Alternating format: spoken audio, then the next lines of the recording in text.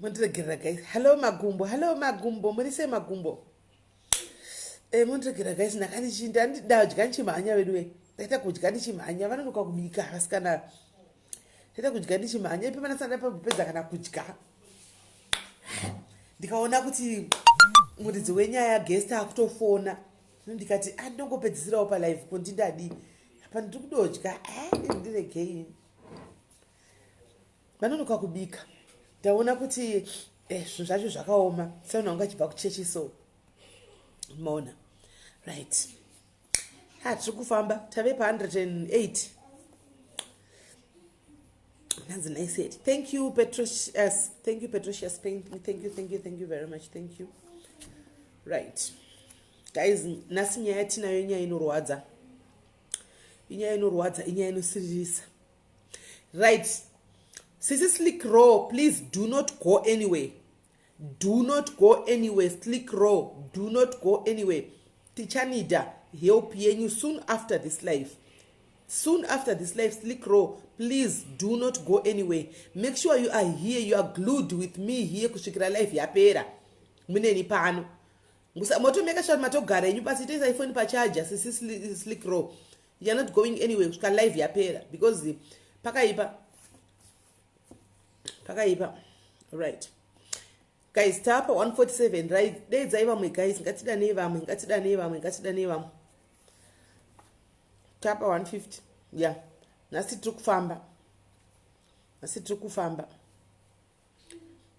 Tapa 153 right.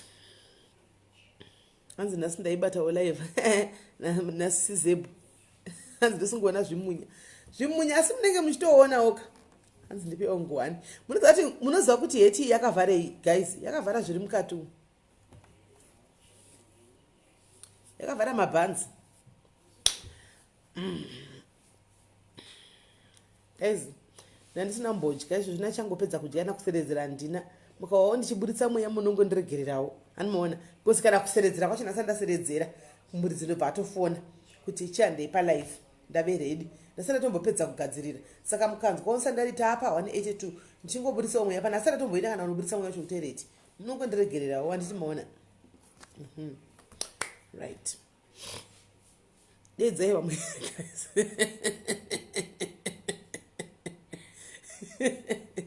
Hey, zvakaoma. Right. Thank you Mojoy, thank you. Esisibusisiwe guys, live ika dedza mukadzi wese waunoziva waunotamba naye anditika. Thank you Sissy Wills Sweeney, thank you very much Sissy Wills, thank you. Dedza mukadzi wese waunoziva guys, I want them to hear this story. Dedzai vakadzi vese vamunoziva, especially vaya vari kudiaspora kana kuti vasingagari nevana vavo. Ndokumbira kuti muvatege andimona ngavauye palive ino iyi. Ndoda kuti muzvinzwire, ndoda kuti munzwe. Maybe sometimes munosangana nenyaya dzemunofunga kuti inyaya nje dzinongotaurika vanhu vachidarika andimona. Ndoda kuti muzvinzwire pano munhu achitaura nyaya yake from you get to hear the story from the horse's mouth, right? So dedza mukadzi wese, I know vari kudiaspora vazhinji vakatanga kuenda vakasiya vana kuAfrica kunoku handiti vape panenge asiraite kuti vana vauye. Ndoda kuti munzwisise, ndoda kuti tigozobatsirana handiti maona zvinhu zviri kuitika izvi. Vana mai vachiti vana vari safe handika. Mwana paanozouya kudiaspora ozokuza kuti amai, this is what I experienced kuZimbabwe. Munobhilivha here vana venyu kana kuti munobhilivha varume venyu? Who do you believe? The story that we have today is a heartbreaking story. It's a very sad story, right? Yekuti I looked at the girl and my heart bled. But I tried to be strong for her because ndakaona kuti ndichitaura naye for me to break down. It was not going to help. I tried to be very much strong, but nyaya yake mwoyo wangu wakapamuka nepakati. Kuti okay, tinotenderera tinofamba tiri mahasla titsvaga mari, tinosiya vana in the care of people that are supposed to be protecting them, that are supposed to love them, that our kids trust antika. But these people And these people they've now turned into animals. These people are the ones who are terrorizing and abusing our so-called kids, their own kids as well. And mona saka it made me think twice kuti saka pakufamba apa tofanira totyere kufamba totrust here vari matigere navo mudzimba kana kuti chii. And again, why mwana, if my daughter comes to me and tells me kuti, you know what mama, for all these years from dine age dine 11 years muchitumira everything, you were providing everything for us you were doing everything for us zvaisetamaita but kuti ndive zvandiri izvi kudai so nhasi, do you know kuti there is something that happened that was happening to me, vaindidai, and then we don't take our kids seriously, toti mwana ane mental problem, hakuna zvinhu zvakadaro. Come on, like really guys, I know kuti zvinenge very hard to believe, but there it is, it's happening. And later on ngozobeliever pave paya vatozita investigations avo kuona kuti ichokwadi, mwana aitaura chokwadi, and mwana ave pasuicidal, ave pasuicidal point, mind ndopatanga kuita investigation kuti vatsvagisise vaone kuti kondo zvaiitika. Right, tasarambijana guys, tasarambijana, rambai muchidedza vamwe hesarudzai mufana ndepe yako ari sei mwana nhasi. Tasarambijana guys, tapa 171. Right, and to make matters worse guys, she ran to a church and atinoendawo kuchurch. Kuchurch we know kuti kids are supposed to be protected in church guys. Nyangwe nesu vacho are supposed to be protected in church. Osvika pastor vomurepa zvakare. Vangumana double tragedy.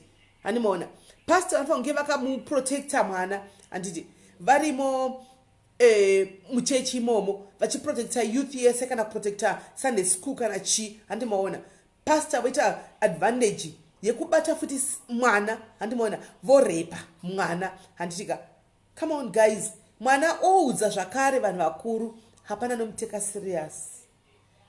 Pakadaro mwana akafuma akati zi, akafa mumba kana mapiritsi kana akazvicheka maveinzi, unobvunzani unoti kudii. Right, anyway guys, tatodarika 300. Right, let me just again tangeni kudai. So where are my manners? Maswera sei manheru mamuka sei kumativi mane nyika mangwana nichiti ayo ngatisangane pachirongwa chanhasi paSis Melly's diaries nichiti guys kana apa ndepe kudzidza pana apa chekutanga. Let me just tell you once and for all, kune avo vatanga kupinda pano nhasi vasingazive kuti panoitwa nezvei. Pano munhu anouya achitaura nyaya, panotaurwa nyaya dzakasiyana siyana, munhu anouya achitaura experience yake yakamurwadza, andika yakamurwadza, panotaurwa zvinonakidza zvinosekesa zvese, but nyaya dzakafanana neidzi dzatinenge tinadzo senge nyaya takafanana tinayo muzvara nhasi guys, kana kuti eni nyaya though handika hapana haidi anouya, nyaya inouya nemuridzi wayo achizvitaurira ega nyaya yake. Saka vaya vanotuka vanhu vaya, if you are handika very good in bashing people, right, this is not your platform. Handika rather tisare hedu tiri vashoma, and we are here to sympathize, right, we are here to help one another. Antika kana vanotuka vaya, then you might as well vacate like now, exit like now and go kumvenge. Ozotaimira kana kumvenge kune maposta ariko woenda kumvenge doko monotukana. Pano you don't get to bash anybody, right? You are allowed to say your views, antika you are allowed to say your thoughts, antika, but nenzira yekuti haurwadzise munhu, nenzira yekuti baye munhu pamoyo, because munhu ari kutaura nyaya yake haisi haidi yekuti inogona kufungira kuti haidi yanyorerwa kana kuti nemaadmin kana kuti haidi maadmin abanyaya somewhere. No, munhu ini changu conductor life, munhu anouya nenyaya yake achikudza ine muromo wake, andika. So we want this platform kuti munhu wese asununguke, andika munhu wese asununguke, and for us to progress, for us to go forward, kuti ti make sure kuti munhu wese asununguka is we start by not bashing one another. Right, kana waona kuti une zviri kuda kutaura mukati zvokuti utuke zvisiri kunyatsa kufambira, andiona ingo try to keep your comment to yourself, haurambidzwe.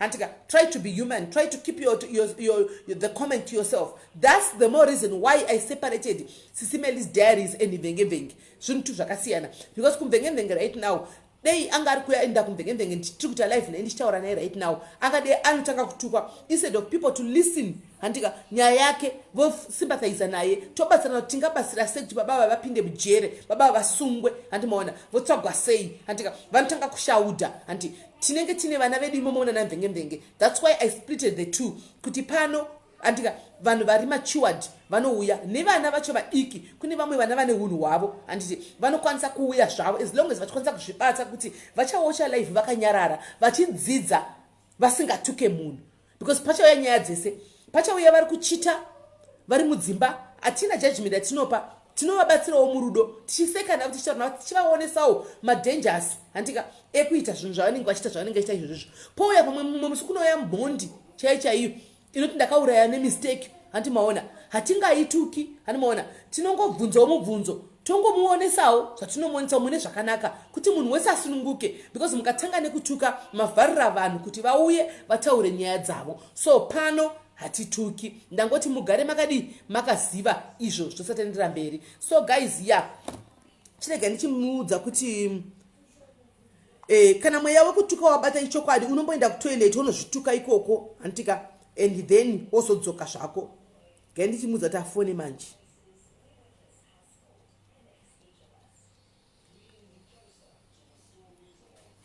Right.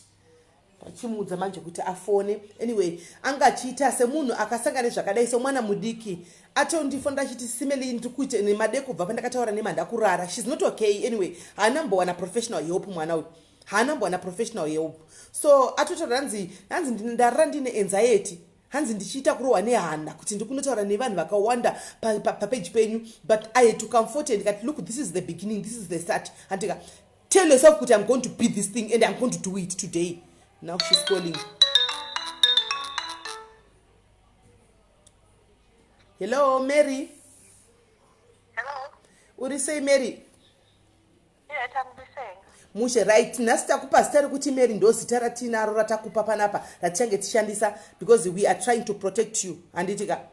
Okay. All right. Can you switch? Can you add your volume a little bit? All right. Makundizo manje. Yes, I know. Ini ndiri kukunzwa and ndikuda kuti vanhu vakunzwe because we are almost 400 people here. So I want them to hear to your story, you listen to your story clearly. Antika, right. Tinokugamuchira pachirongwa chezuva ranhasi nekuti zvakare you want to face your fears antika in front of these people. I understand when you told me your story kuti hakuna vanhu vaukataura navo kubva pamakore azvakaitika zvinhu izvi. You have been bottling things up inside. The only people you know that the only person that you told havana kubeliever patime iyoyo. So une fear uchineka kutya, but you know what girl, we are here for you. All these people vari pano varipo antika kuti timire newe. Anditi uri kunzwa hapana chakutuka hapana achakuita tinenge takamira newe pano anditi. All right, so can you please tell us your story from how it started antika kusvikira nepawawe kana pane chizokuinterrupta uchibvunza mubvunzo unenge uchingoteererawo uchingonzwawo vanhu vachinzwa kuti zvakafamba sei. Okay. Chatria kutsanangura. All right. Zvakatanga patakasiwa kuZimbabwe. Mama wakaenda kudiaspora. Watisiya under the care yababa wako. Yeah.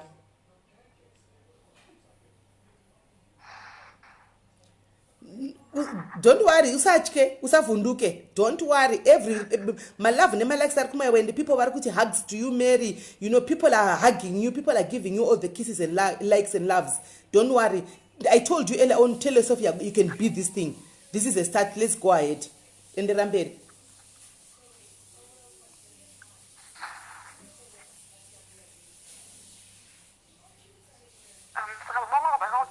Take advantage.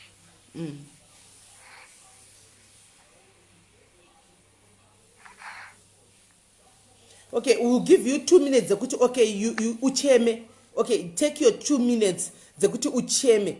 Release. Antika. Take your time. We are here for you. take your time. So Vamwarkuti, so it is well, baby. Don't cry, Mary. Sorry, Ako, people are putting, crying emojis. Mary, be strong and hugs. This is a heartbreaking. Be strong, honey. My comments are kuya. Oh no, let her cry it out. So we're giving you 2 minutes for you to cry, Antigua, and then we can continue. You can cry, baby girl. And we are already a fighter, honey. Opening up is the first step. Ungakati, stop crying. No, let her cry so that she let it out. Because remember, she trusted us, guys. Apana, for the first time, akuna munu wakagona kungouza munu waifunga achamu believer, right? Kuneva mwe vanhu vakawana hana botaura nevanhu takutoita almost 500 people pano andika hana botaura nevanhu vakawana chivaza nyaya iyi. So remember, it's hard. Mwana mudiki watotaura naye apa, she's not old, she's not even 25, right? So it's for the first time achireleasa zvinhu izvi. So zvinototi remei hanti maona. Hanzi, take a deep breath.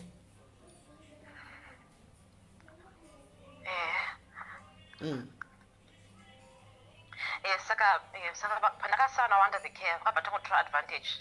Saka vaiti kana vandoona vondirepa, kana vandoona pepe vondirepa, saina pambo ndakwanisa kutaura naye nguva yacho iyoyo. Ndakangozvichengeta mumwoyo mangu kuti zvaitondinetsa. How old were you? Vakati kakunyatsa kundibata chaiko chaiko ndandine 11 years. Vakanyatsa kunditape. Okay. And do you still remember the first day when he came to your room? Angari manheru.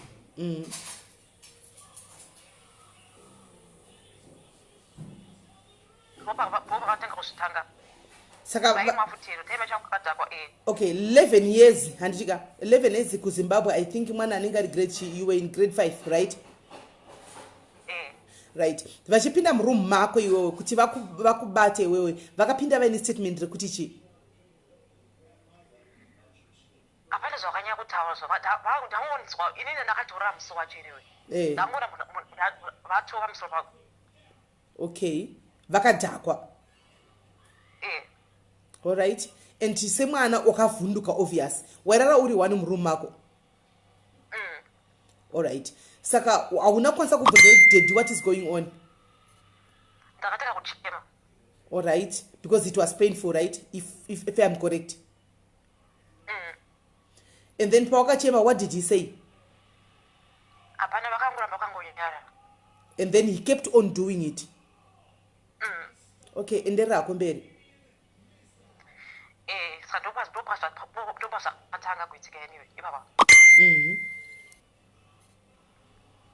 All right.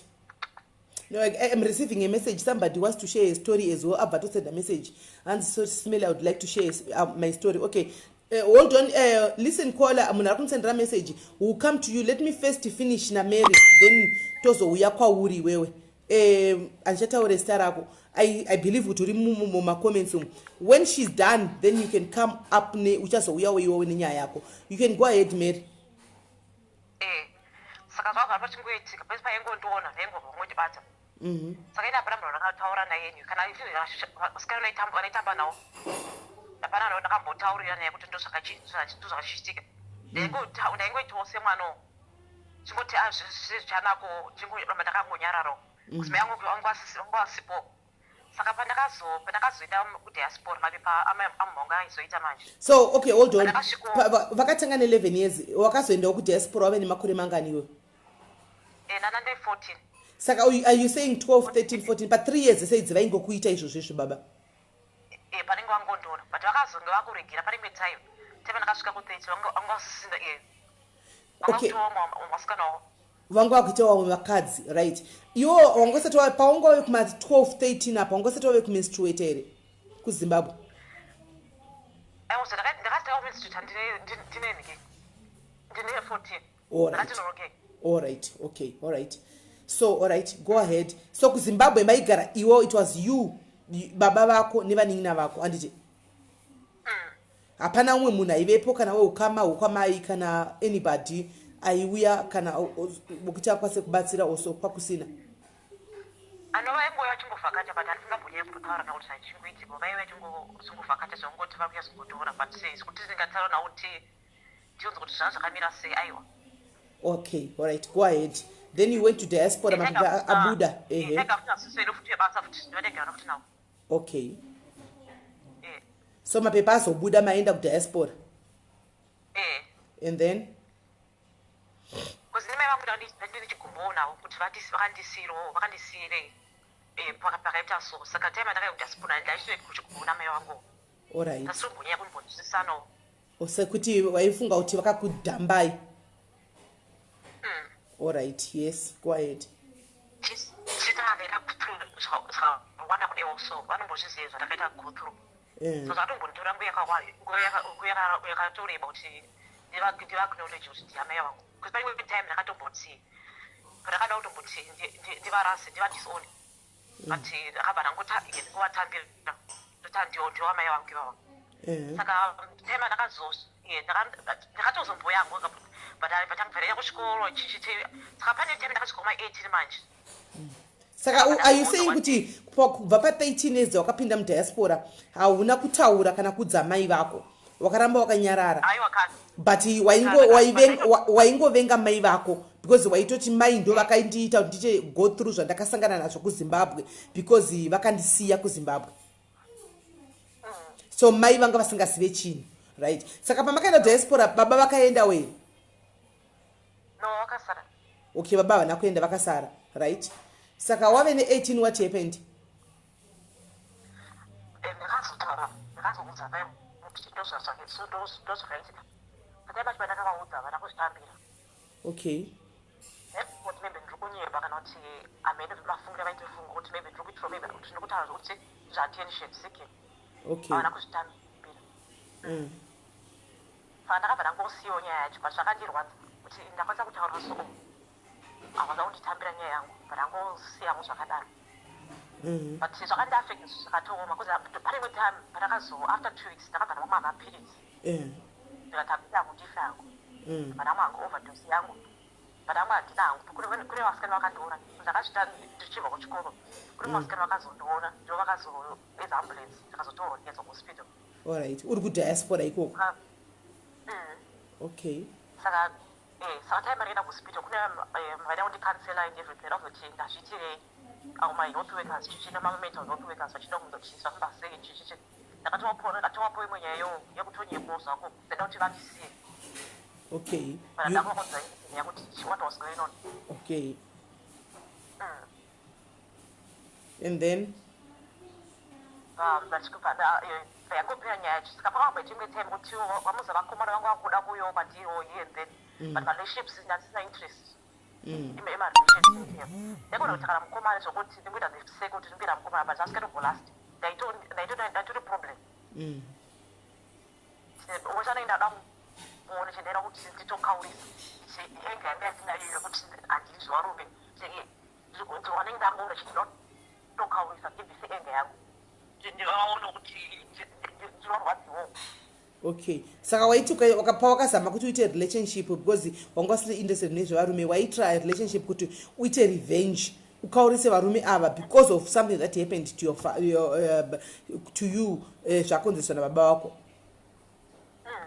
Okay, let's go ahead. Handizvo ndaingoita sindangopinda marelationship chete ndaitongori problem tindaenda nditori problem ndaingongotisikana maybe that's a few months ndoramba nemunhu yepasa kana reason.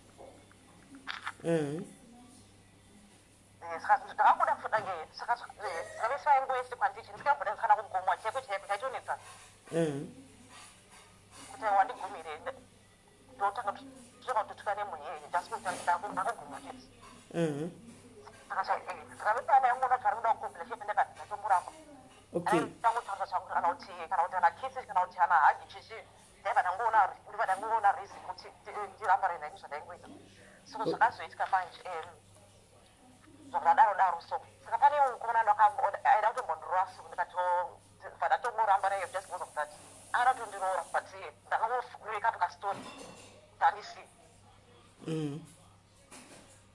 Right. Zvakazoitika manje go ahead. Saka manje ndadaro manje pane kuti rimwe cheche so pandaingoendawo zvangu chinhu changene mbonobatsikawo yende saka ndaida kuziva kuti pane mwe elder so vanoita zvekuimba baba wacho iriyowo minister baba wacho iyowawo ndanga iri like a family friend so and everything. Ivo ndo vakazondipa futi ivo. Saka vachikurepa baba ava vakakurepera kupi, kumba kwenyu kana kuti kuchechi? Aiwa vakandirepera kuchechi. Pane mwishoya ngatienda kushow. Iri family friend, vanga vasiri family friend ivo nemukadzi wavo.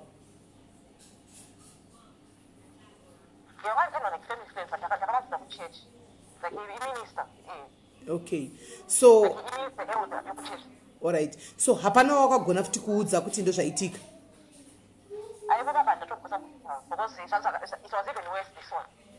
It was even worse. I couldn't even say nothing. That's not even worse. Because I couldn't even say anything to anyone. Okay, so mai vako vakazokubhilivha rini? If ever vakazokubhilivha, vakazobhilivha here kuti zvinhu zvakatanga kuitika kuZimbabwe izvi zvakaitika? Vakazondibhilivha nguva patopai, patopai after a couple of years, vakatozvibhilivha after a while. Because vakazoramba neiwe navo kwakupinda vasisiriesi, vakatozoramba navo. But after a while. Saka chakaita kuti vazobhilivha after some years, chii chakazovaconvinsa kuti vabhilivhe?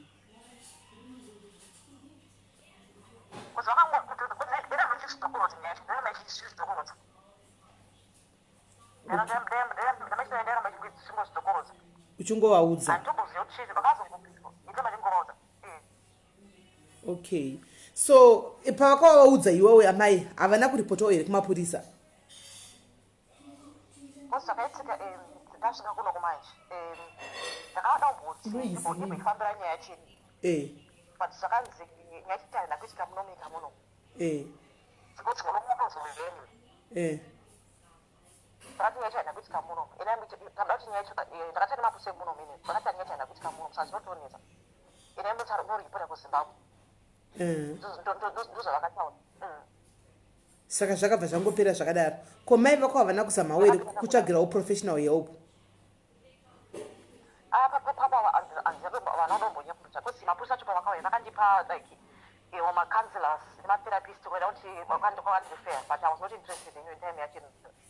Okay, right, let's go back kuna pastor vekuchechi ava, elder vekuchechi ava, right? Saka vakakurepa, was it once or one time thing kana kuti vakaramba futi vachikontinue vachikurepa? No, it's actually just a one time off thing. Okay, so did you at any time tell your mother kuti ndozvaitika even after? I couldn't even tell that zvinozonzoko vanozondistay west ndakafunga kuti zvinozonditsa west ndepoti maybe havatozondibhilive sekuti vakatadza kubhilivha pekutanga. vaizofunga kuti zvakafamba sei, wafunga kuti mwana wanga kuma-20s zingaitika kune munhu ari kuma-20s, ndatofunga kuti it was nonstart, ndakangobva ndangonyarara ndangoidhili yangu yangu ndega. Saka are you saying kuti even nanhasi your mom does not know kuti wakaripiwa naelder wekuchechi kwenyu? No, kama vatombozivi iyo chitobve imystery chechi vatombozivi. Sure. Hapana kana munomurume danotoizeneyo. Saka vanatotaura panapo vanomboramba vachiuya kumba kwenyu here mefamily friend kana kuti havachauyi? Zvakatopera ipapo bhosi saka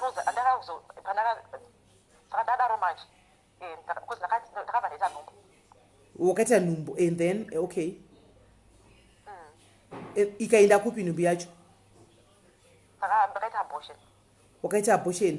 So your mama havana kususpecta anything because panoitwa abortion you get to lose a lot of blood and sometimes unoita kana madays wakarara pasi havana kususpecta kana kuti vakubvunza kuti what is going on chichaitika? No, hapana zvakatogona but masigns were there but hapana zvakabhona kana. Sure. Ndaingoviga chingovandisa but it took me a while kuti ndite get back to myself. Ndakatontora like 2 months ndite get back to myself. Apa nevakomana marelationships awaita iwewe nevakomana vaitombokunyenga vechidiki vezera rako hapana munhu wakamborara naye zvaitadza because worepiwa nababa ava vakuru ava ndobva nhumbu yabata same time? Ndakamwa like my morning after pills but haana kusedza. Okay, I was even surprised. alright. Saka wabvisa nhumbu yaya baba vaya vakati chii? I mean after vapedza kurepa havana kana kuzomboda kana anything chavakataura or nothing, vakangopretend as if hapana zvaitika? ndakapita kunge nothing is happening sezvakaita ndaita nhombi manje ndakabva ndavaudza kuti ndaita nhombi chichichi wanditi ndombi haisi yangu iyoyo maybe vamwe makomana vezera rako ndivari kurara nawo ndiwo muridzi wenhombi iyoyo saka ndakaona reaction yacho ndikati zvaipa panapo. Yeah. Okay, so after that what happened? After akuwabvisa nhumbu iyi wagara kumba, what happened? It was so difficult, I don't want to lie. Because everything happened so fast. Zvakaita so quickly. Kuti apeti pandakafenda kuti ndombi yachinabviswa, it was everything was quick. Zvakanditora time. Ndakabva ndangoita like normal life yangu. Ndakangonyarwa zvakandirwadza. Like present une ma-friends here? Like my friends, andina ma-friends ekuno kenyewe. And I don't do friends. Okay, you don't do friends nekuda here kana kuti nekutotadza kuita ma-friends acho kuti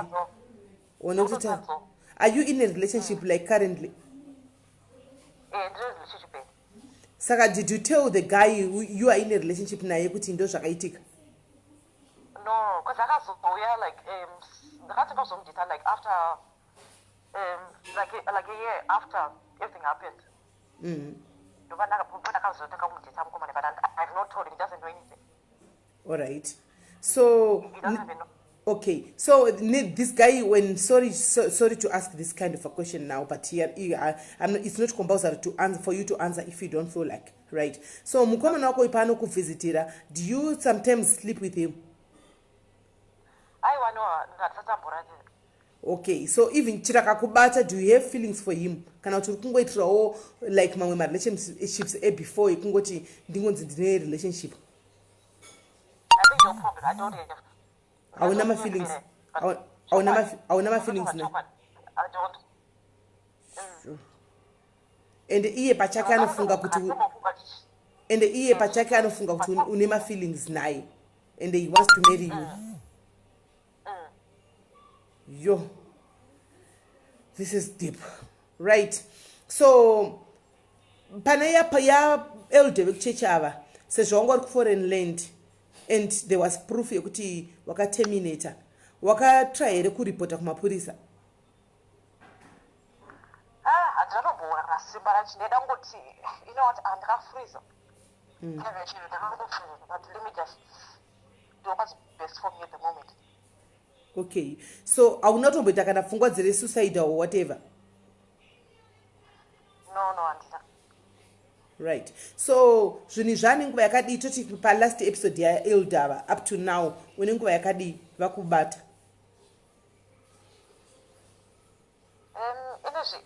2 years. 2 years. So how are you feeling like now? How do you feel?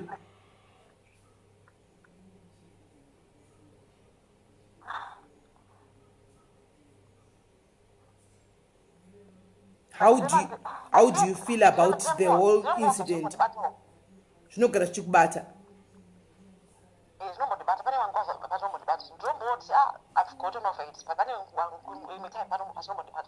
Yes, because I heard you pawafona uchiti I don't want to stay for a long time panikikiri ndakarara nezuro chita anxiety. This panic attack yawaita ndeyekutya kuti now I'm going to tell my story to so many people and hansana mboudza vanhu vakawanda or what? And right now you have managed to explain your story to all these people, 500 people. How are you feeling? I don't know. You don't know? Uchine that anxiety here? Kana kuti you feel a little bit lighter? I feel a bit lighter. You feel a bit lighter? Okay. Well, thank you very much. Right, guys, this is the story iripano. Mazvinzwira nyaya iripano. So have you managed to forgive your mom for not believing you the first time when you told her about your dad? I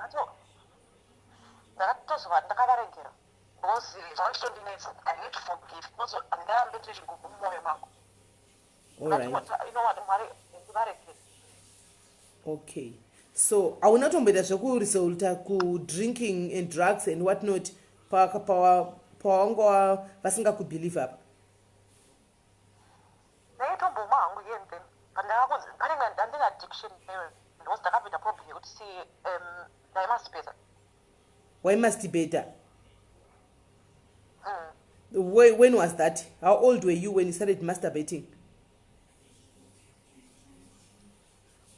ipapa ndandine 18 18 chaikuita kuti ude kumasturbata chii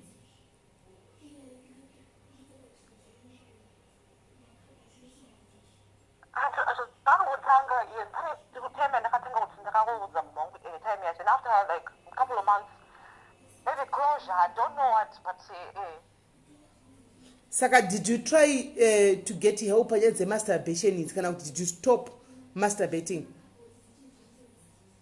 no ndakangozvisiya but it was an addiction and it was a strong addiction. I was addicted like for 4 or 5 years uchingodaro. So when you were doing this masturbation, what was in your mind? Waifunge, like panguva yoyo, what were you? Who was coming into your mind?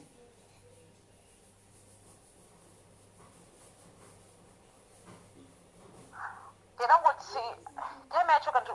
They don't want to know like pain. Time I don't know.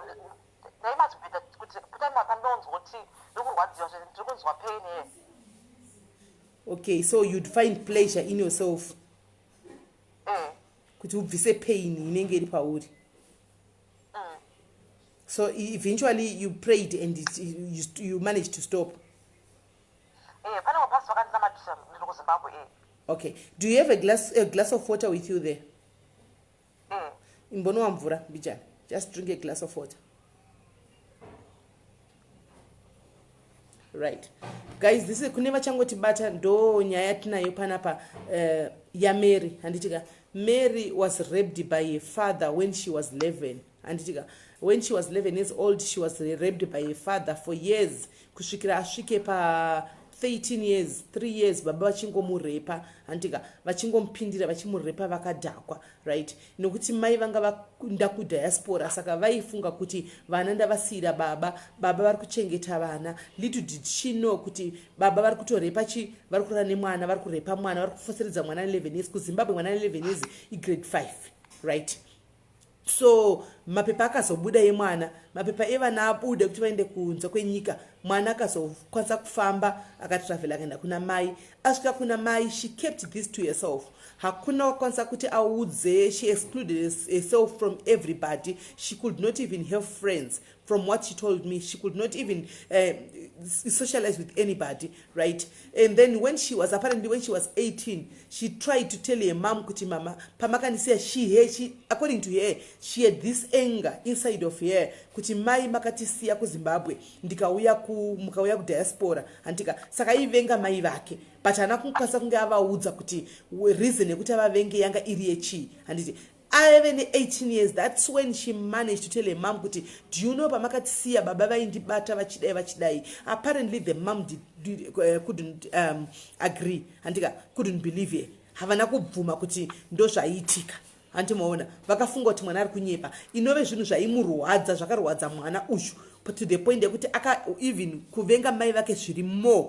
Antimaona, and then she kept it to herself again. Right, she tried kuti aende kumapurisa aripoti kumapurisa ekunze. Mapurisa ekunze kati the crime was not committed here, it was committed in Africa, so you can only go back to Africa and report ikoko. So there was nowhere to run to, right? So along the way antika baba namai vanenge vakazoramba nawo nezvavo, ndo pakazoita kuti mai vabhilive kuti noti mwana akaramba achingotaura ndofunga mai vakanga vakuona enga yemwana. And apparently this child had turned into an addict andika masturbation yekunwa. Antimaona achingodaro because aitona kuti upenyu hwake at some point akana mapirizi achida kuzviuraya. Andimaona saka mai ndopo akazotanga kuda kubhiliva kuti ndofunga ndozvakaitika vasiyana nababa vaya kudaro. Mwana nawo akapuwa vanhu vecounseling kuti vamubatsire vamukansele aende akwanise kukanseliwa. Saka pakukanseliwa apa she managed to get a church yekuti rega ndiende kuchechi ndinotambwa nevamwe vana ndichinda kuchechi chinonamata. Handika kukura kauko aendawo kuchechi kudaro kwakaita a family friend yanga iri mukuru wechechi umu zvakare. Handika vakabata mwana uyu zvakare ndokubva vamurepa zvakare. Mwana uyu nekutya kuti ndidzokere ndinoudza zvemai vakaramba kundibhilivha makore ese andakavataurira kuti amai ndairepwa nababa kuAfrica uko. Handimona saka why would I bother myself telling her again kuti ndarepiwa zvakare nefamily friend nababa yokuchechi ava naelder akona zviri useless, and then she kept to herself. Handika but sezvine the unfortunate part is she got pregnant pakarepiwa nababa ava. Handimoona because ndo paangatanga kuenda kuperiod ipapo. Handimoona akabva repiwa nababa akabva aita nhumbu akangonoitawo abortion yake kunyika kunze uko akanyarara. Handimoona kuti zvingoperawo zvakadaro hana wakaudza even up to today according to her mai vake havasi kuziva anything. She didn't tell her mom. Handika she still has got anger inside of her yekuti amai in fact ati akazoregerera mai vake because she had to forgive her mom so that she can move on, right? But guys, we could all see patatanga kutaura nemwana she broke down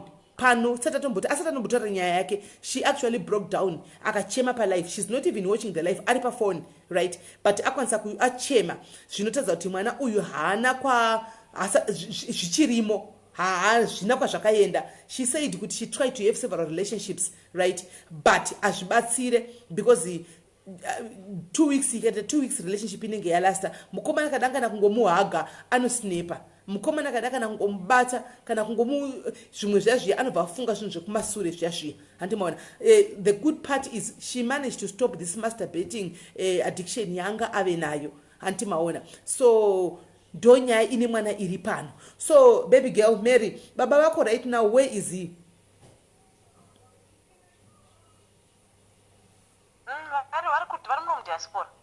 Vakazopindawo mudiaspora. Okay. Alright. Vapinda mudiaspora sababa vakambogara nevana kuAfrica nditika vakasokora navo namai. Havana vanombouya here kuti ndakwenda kunoona vana chero vakasiyana namai?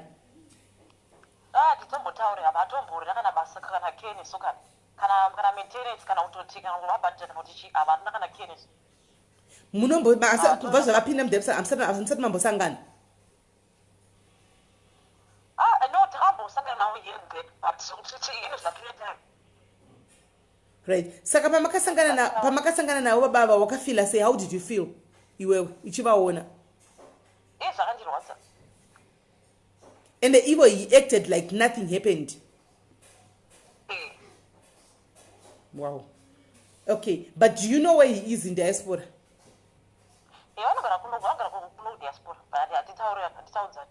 But you know where he is? Okay. For instance, now we try and seek, legal advice. Kune vanhu vemutemo kuti nyaya iyi imutsirizwe kana chete kuti wati vanhu vemutemo vakati ngazvinoripotwa kuZimbabwe. I don't know, but we will try by all means tinzwe kuti kana paine vanhu vemutemo tinzwe kuti vanoti nyaya iyi ine value here kuti inogona kumutsirizwa. Ungada kuona baba wako here justice iyi, ungada here kuona justice ichiitwa panyaya yako iyi?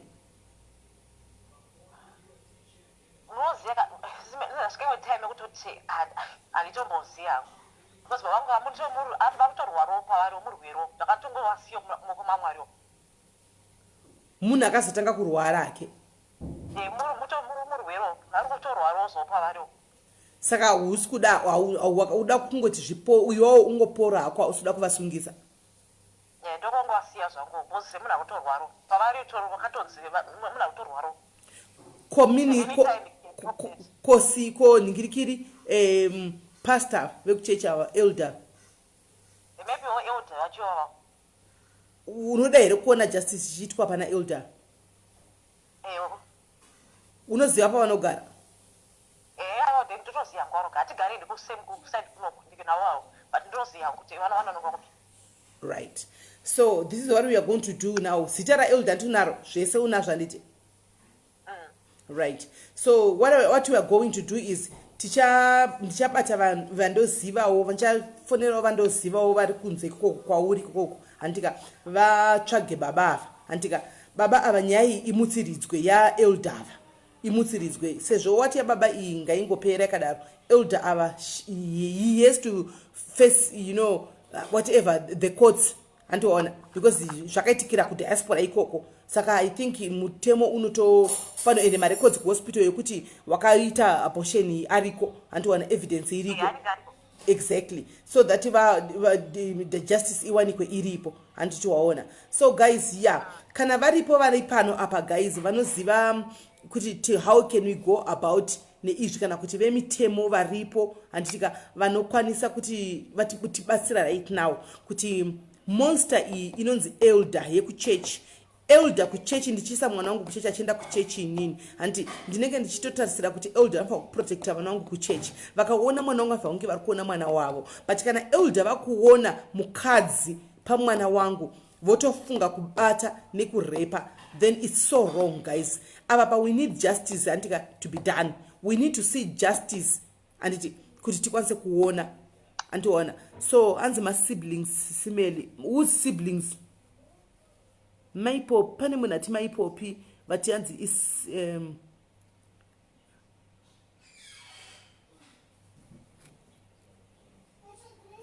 okay, pane munhu anyora panapa. All right, okay, we are hearing you. Ndikuverenga zvangu ma comments like evanhu vari kudiaspora anditiona.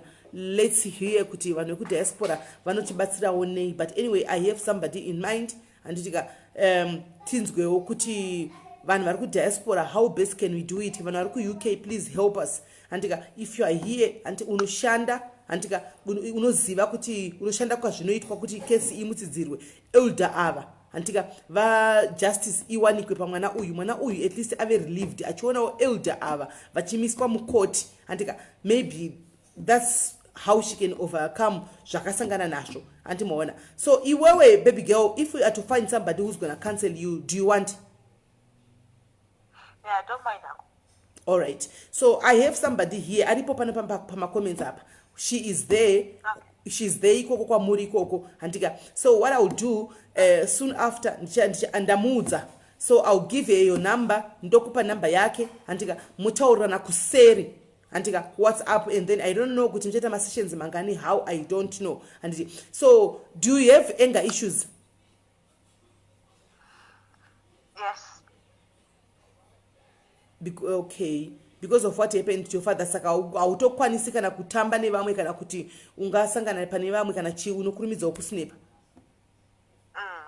All right, so I think it's best you can tell that a professional somebody to help you, because she's a counselor. Anoshanda nevanhu vaka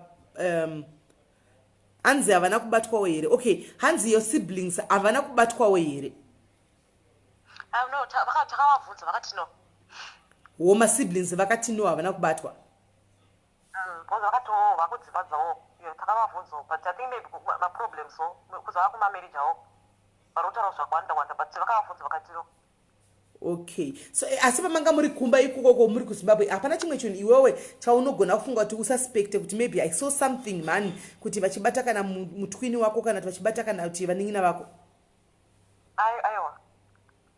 Okay, pane munhu abvunza question panapa hanzi what is your current situation? Uri college here kana kuti uri kubasa?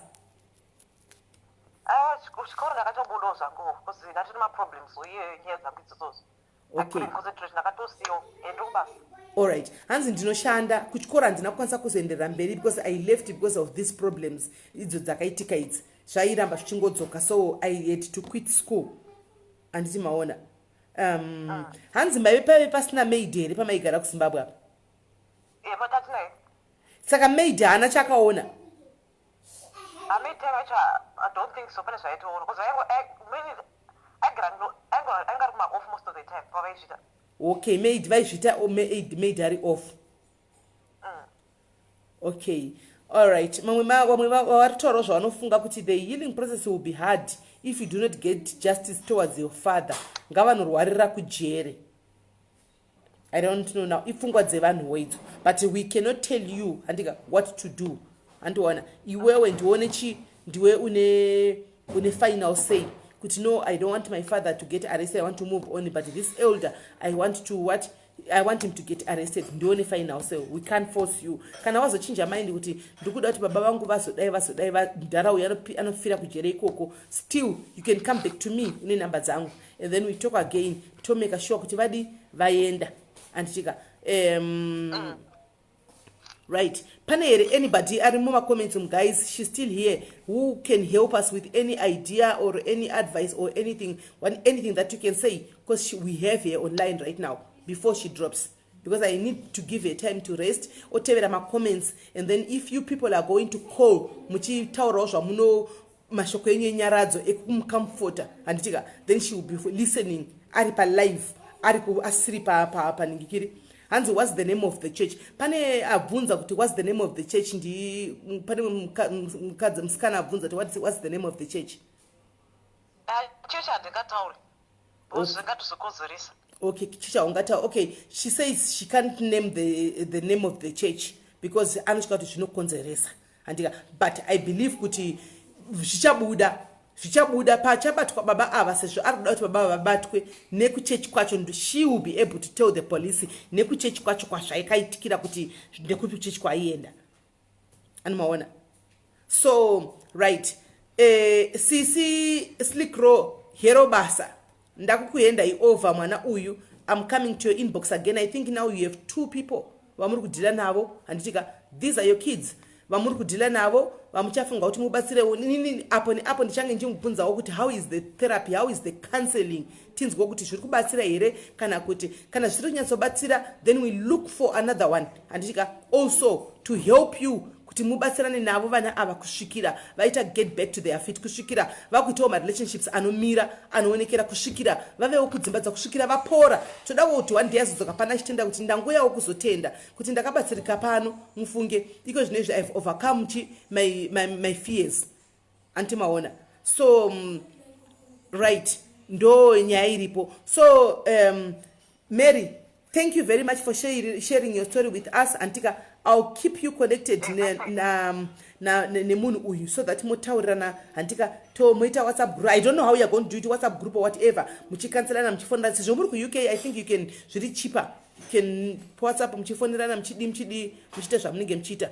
Andimaona. Right. Pane mumwe munhu ati anokwanisa kubatsira. Oh, wow, great. There is somebody who went through a similar ordeal like yours.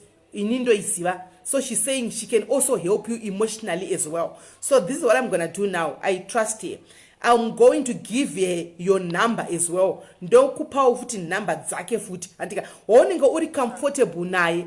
Antika, vawanda. Pane wechi 3 and all these people I trust them. Pane wechi 3 Shakare will swing ava. She's my sister from home. Antika, I trust her a lot. Ndinova pa number. Vese avanchava pa number dzako. Antika, ku WhatsApp kana mshinzi muri kuita WhatsApp group guys. Then chita WhatsApp group ramucha eda mwana uyu mo eda ni mwana wane zuro wakusora ne zuro yawe. Antika, so that muchitaura navo ipapo pa group renyi ipapo. Kana mchita ma group calls ipapo pa group ipapo. Let it be so. Hanimona muchiva cancela mese, you give each other a chance yokuti umwe nomwe auye ne idea yake kucancela, muchikancela muchidaro antimaona. So far, Anzi, well done, sweetheart, for coming out is the first step. Yes, I even told her the same thing, Kuti. This is the first step. For you to come out, Antika, watogonesa. Antika, watogonesa. Anzi, the therapy will not help. No. And that's not masita Emma perpetrators. Believe you me, Musharu Simon, I did not ask you about the names of the perpetrators. I didn't. Antina, because the fact that she came here as Heidi, and ashitaura nyaya yake but musingaone face taka muchinja identity, and it means kuti ari kutozviprotectawo kune family and what not, but kuma counselors avachitaura naye ava ndo kwachakwanisa kunoburitsa zita racho ikoko. Antimaona zita richanobuda ikoko kwachanotaura navo kuti ningi, then even they know what to do. Sema professionals, we cannot, even if we are to know zita rembo revana vakaita izvi zvinotibatsirei, zvinotatidi isusu ashishandi. Antimaona, so vashamubatsira ndo those are the rightful people who are supposed to know zita ra elder. Antimaona vakaita mhosva izvi. Antimaona. So yeah, Thank you very much, girl. I want you to keep on following the comments. Timbons gwavanhu vachifona vachitaura zvavanotaurawo uripo. You can go back to the live and listen to what people says, and then I'll give you Hansi, sometimes you need one-on-one sessions. They really help. I mean, you can, and I work with these victims. Oh, Vakawandisa. Okay, right. Guys, you are social workers, right? Mawanda. Antika, please come to my inbox. We are working inbox kwangu. So that vane problem yakafana ni mwana uyu vakawanda. She's not the only one. Ndichakupai umwe nomwe wake wokuti ushande naye. Ndichakupai umwe nomwe munhu wokuti ushande naye. Tine vanhu vakawanda vari kudiaspora vakasangana nezvakadai. But dzimwe nyaya dzacho inini handitodzitauri zvangu because vanenge vandiudza in confidence. Vamwe vachiri kutya kuuya kuzotaura pano zvaita mwana uyu. But I can help vanenge vachida. So I can just give you umwe nomwe wake wokuti mushande navo muchibatsira. Let's help. Antika vana vedu ava. Let's help nyika yedu. Let's help kuti zvinhu zviite nani. Antimaona. Hanzi, what's the number to call? The number to call iri pamusoro apo vinda iisa pa caption, but I'm gonna say it here. Let me just drop the Mary first so that she can be on the live. Ashtera my comments. Mary, thank you very much. Nishakubata soon after the live. Thank you very much. Okay, bless you. Bye. Right. The number to call is 071 Mwaisa code South Africa ntika 0027 71 01 01 707. Ndakuripita zvakare 071 01 01 707 ndo number yekuti mukwanise kufona. Antimaona ndo number yekuti mukwanise kufona. Right, to those who want to call vachipo my views avo vachitaurawo haipiniki Howard Mutanda azvichapiniki mazuva ano hakuna chinopinika wena iyo yanyorwa iyo. Let me try and pin pana v up. Adzichapiniki nenyaya izuka akabvisa zvese izvi. Right, ndatry kupina. I don't know if you can see that iyo number is 071 01 01 707. Guys, Davura, I've opened the lines for you guys to sympathize with her. Antika, to give your hugs and your kisses. Antika, nekumpo mashoko maviri matatu enyaraza. I'm going to take only 10 callers. Right? Only 10 callers. Topata stopa. So guys, yeah, you can start calling. WhatsApp, only WhatsApp. Ukafona direct, I'm going to drop you because she not disturb my calls. Only WhatsApp calls. Antika ngatipana nemukana zvakaitika nezuro zvokuti vanhu vaifona kumvenge kuita traffic yema calls kudai so kutadza kunyaso kuti tinzwisise vanhu achifona papakaipa nezuro. Right. Kola hello. Hi ma'am. Wazira volume bijana uri sei kola? Ndiri right marisai makundizwa. Yeah, takukunzwa manje loud and clear. Oh good. Ndanga ndichida kungoti kuna kola, if it is possible pa achaita counseling or pa achakwanisa kutaura newachataura naye, can she hold the names to herself ozobuditsa hake mazita kana achinge avhura case kumapurisa, because vanhu tinoremerwa nditi people would want to help genuinely, but akabuditsa mazita zvinogona kuzodiscredita nyaya yake pamberi apo munhu akatotadza kusungwa. Okay, all right. Yeah, that's all I wanted to say. Okay, thank you very much, Kola. Thank you very much for the advice. All right.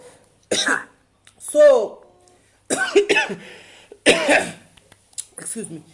Kola, Hansi, if you can, chimbomira iko zvino kumboburitsa mazita antika kusvikira nyaya yako yavhurirwa docket, then wozotaura kumapurisa, because the moment you tell people mazita tiri vanhu tinoremerwa avachaudzawo the next person nyaya yako inogona kuzoluza value kumberi uko. But if you withhold the names wozotaurira kana madhoketi ravhurwa nyaya yako inokwanisa kuita value. So yeah, I think I'll remind you again taatega antitika right. Kana vari pamwe varikuda kufona guys, number iyo ndakapina pazasapo antika, can you please call timupo mashoko enyaradzo. Mwana, she's just a kid guys. Mwana, she's just a child. Hey, no one deserves to go through this.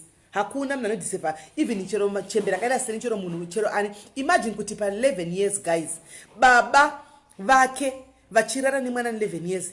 It means kuti it was ende vakadhakwa, it was a forceful entry handika vakatotsembura kana mwana handi maona vakatodhemeja mwana psychologically, emotionally and everything handi mazviona. So vabereki vari kudiaspora, please, kana I know kuti kuenda kudiaspora kuenda kunokwasha, kuenda kunoshava, kuenda kunotsvaga.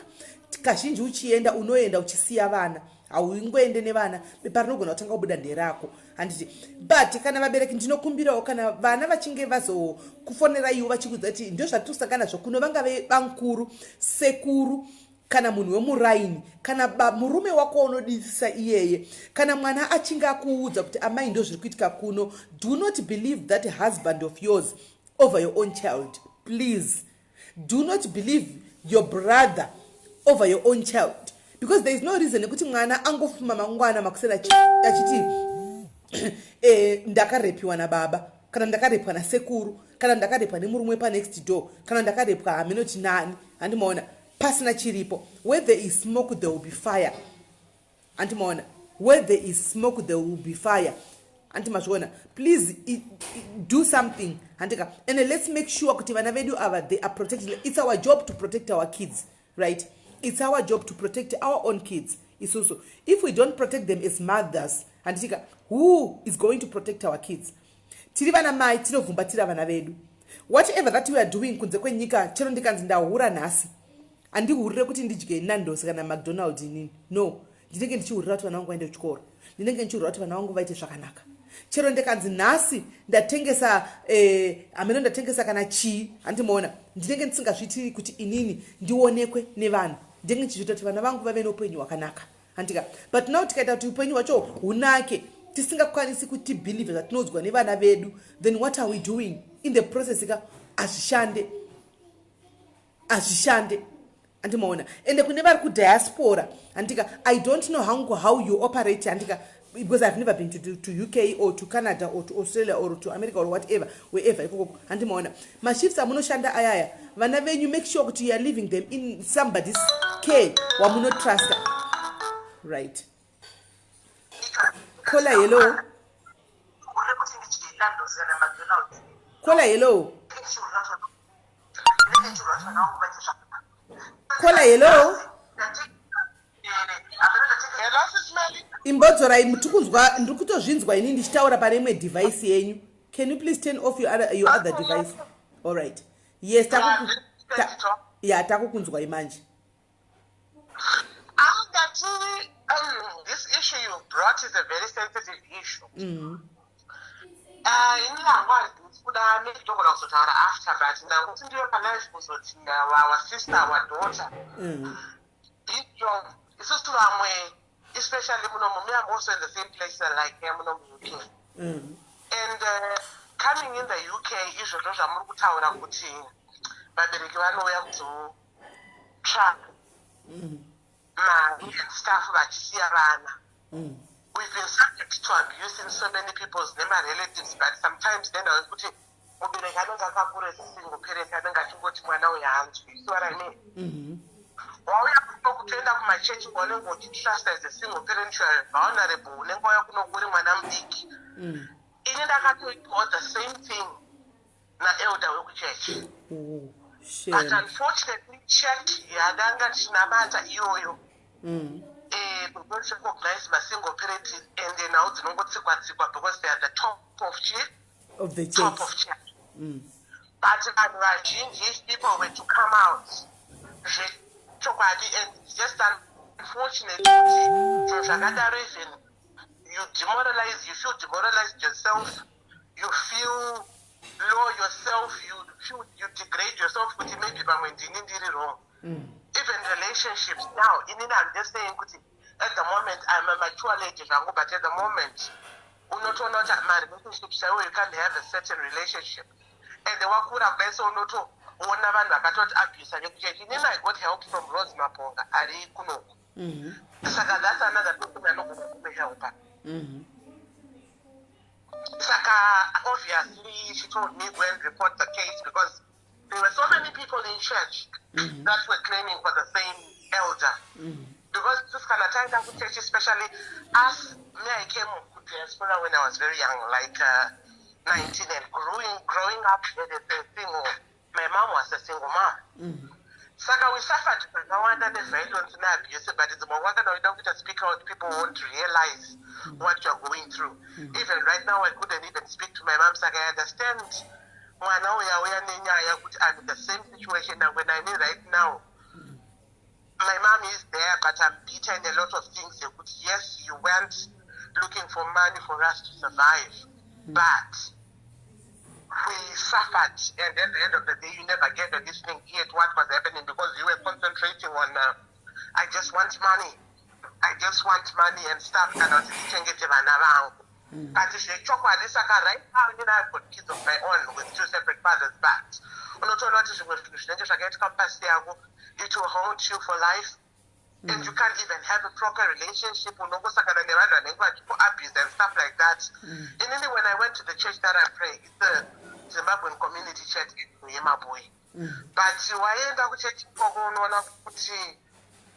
as a single parent, abuse for Shagawanda, and because things happen in church, and if you speak out, that's not you get penalized for that. Even the church won't stand up for you. And so many people are being abused. I'm sorry, it's unfortunate because you should get to my churches and even my pastors, even my elders.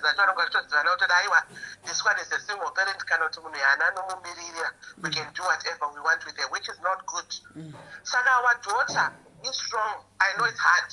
I'm still finding it very difficult, but I spoke to Linda Rose and Rose Mapunga. Those are the people that, because I was raped I think about 2.5 years ago with my church elder, Munwade Trust. But then I was asking myself, was I the one who was wrong? Until I find out to know, because at that moment I even thought of taking my life. As a church elder, I could trust her. You just do this, and Mangwana no more church is a big position with church, and it seems like everything is normal. So Ross Mapunga and Linda Ross, they help a lot. Even that group Tears of a Woman. Of course, I'm not there yet. It's something that's gonna be with me for the rest of my life, but I can't put support. Kana tichitaura Linda Rose, tikutaura Linda Rose wekuph. Yes. Okay, all right. She's very good. She spoke to me. I called her, and Rose Maponga as well. Okay. Even group Tears of a Woman, it did give me support and stuff. Even they'll give me support. But kuchurch takatomboda kutotetembotono reporta now it. But church like my pastors munotikanganisira church yedu ione ngwatuva enemy. So many people are being pushed for the name of church and being abused for the name of church is really difficult. But in the support, that's why I'm saying sometimes trust and sometimes being a single person in the diaspora, especially here in the UK, it is very difficult. Yeah. Shakaoma. My issue, people who've been in hiding. So I was actually crying when I heard this story because it happened to me. And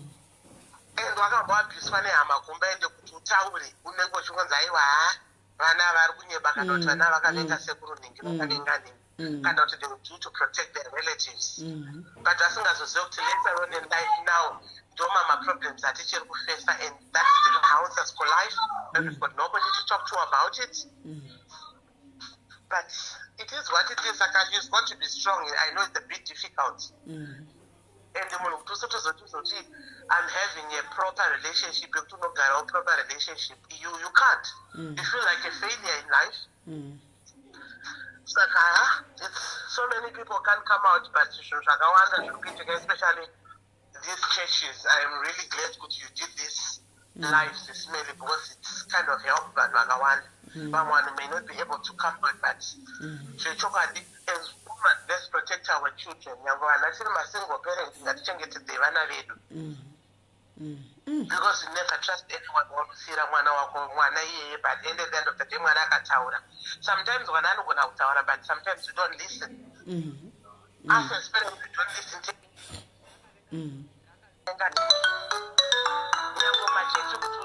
nobody will even speak. But yeah.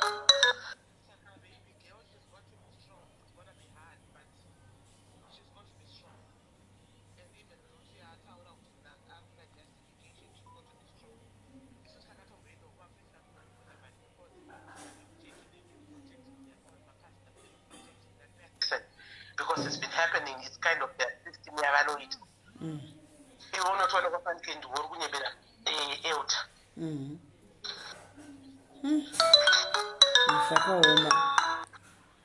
Yeah, pakaipa.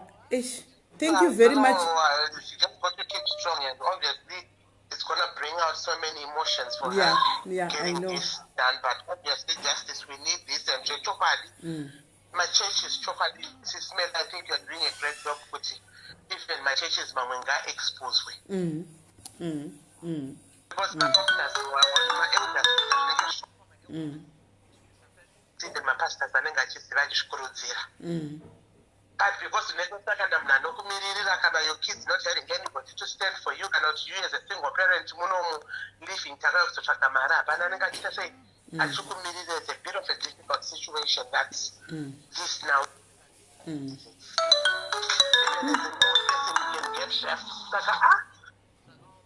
It's life anyway.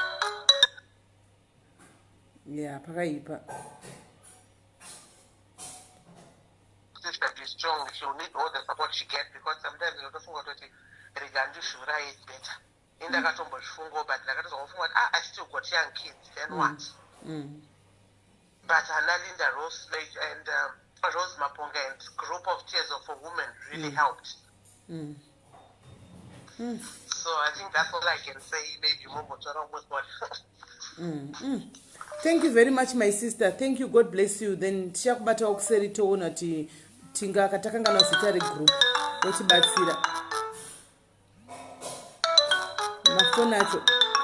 Right, somebody's calling again. Let me try and answer this one. Oh, a bad dropper. Right. Guys, takanzwa kuti pane mumwe munhu ari kufona ngati iri kuita engaged panenge pane mumwe munhu anenge achifona ngatipei vamwe mukana nditika ngatipei vamwe mukana tikanzwa kuti pane umwe munhu ari paline. Let's give others, don't keep on calling handitika kusvikira manzwa kuti mumwe munhu adropa. Caller, hello. Hello. Muri sei caller? Hello, can you hear me? Yes, we can. Mushe on this rock Yeah, Inangu, I wanted to give spiritual kind of advice. I'm a prophetess based here in UK. Okay. And Mukundinza. Yes, we can hear you. Yes, Ndinonzi prophetess Primrose, and I wanted to give spiritual advice. Yakuti, one thing that one has to be aware of. Because many people are saying, "Kuti my church kuchichichi." Yes, it is true. One thing that munuchano fango diva kuchurch kuchpatara. There is no one that goes to church that is perfect. And that's one thing that someone has to put in mind. A church is a hospital. Everyone has got their own issue, and it's very sad what this young lady is going through. And I pray that may God heal her. But it's very important that she has to understand what she's going through right now. She needs to go through deliverance, because what will happen if she doesn't live it, it will be a demonic cycle. Continuously, she'll find there'll be people, there'll be men that will be after her, wanting to rape her. We've heard women whereby they've been raped by more than 5 men, because it is a spirit. And the fact that it started with the father, it needs to be dealt with. Otherwise, this thing will follow on. It will carry on if it is not broken. And I'm speaking as a woman of God, I'm speaking as a prophetess. It needs to be broken. And she needs to get that counseling. That counseling, yes, she can get from people the social workers and professional counselors. That's fine. But also she needs counseling of people that like women of God. Because obviously here, if this elder is an elder and she will trust most probably more a lady person than any male individual. So it will be better if she wants, she can always contact me through my inbox. But otherwise, she will find Mashurugwaya. Again and again. If it is not dealt with, because we've heard cases, women that will come and testify. It's like attracting the wrong thing always. If that makes sense. If it is not men wanting to rape her, it will be men wanting to use her. If this is not dealt with, I'm telling you, that you'll find that some people can actually come and actually testify to what I'm saying. They've gone through the same thing. But they'll always find that men will always want to use them again and again and again. So unless it's not dealt with, then it will be difficult. No, I agree with you. I agree with you 1,000%, prophetess. 1,000%. I agree with you.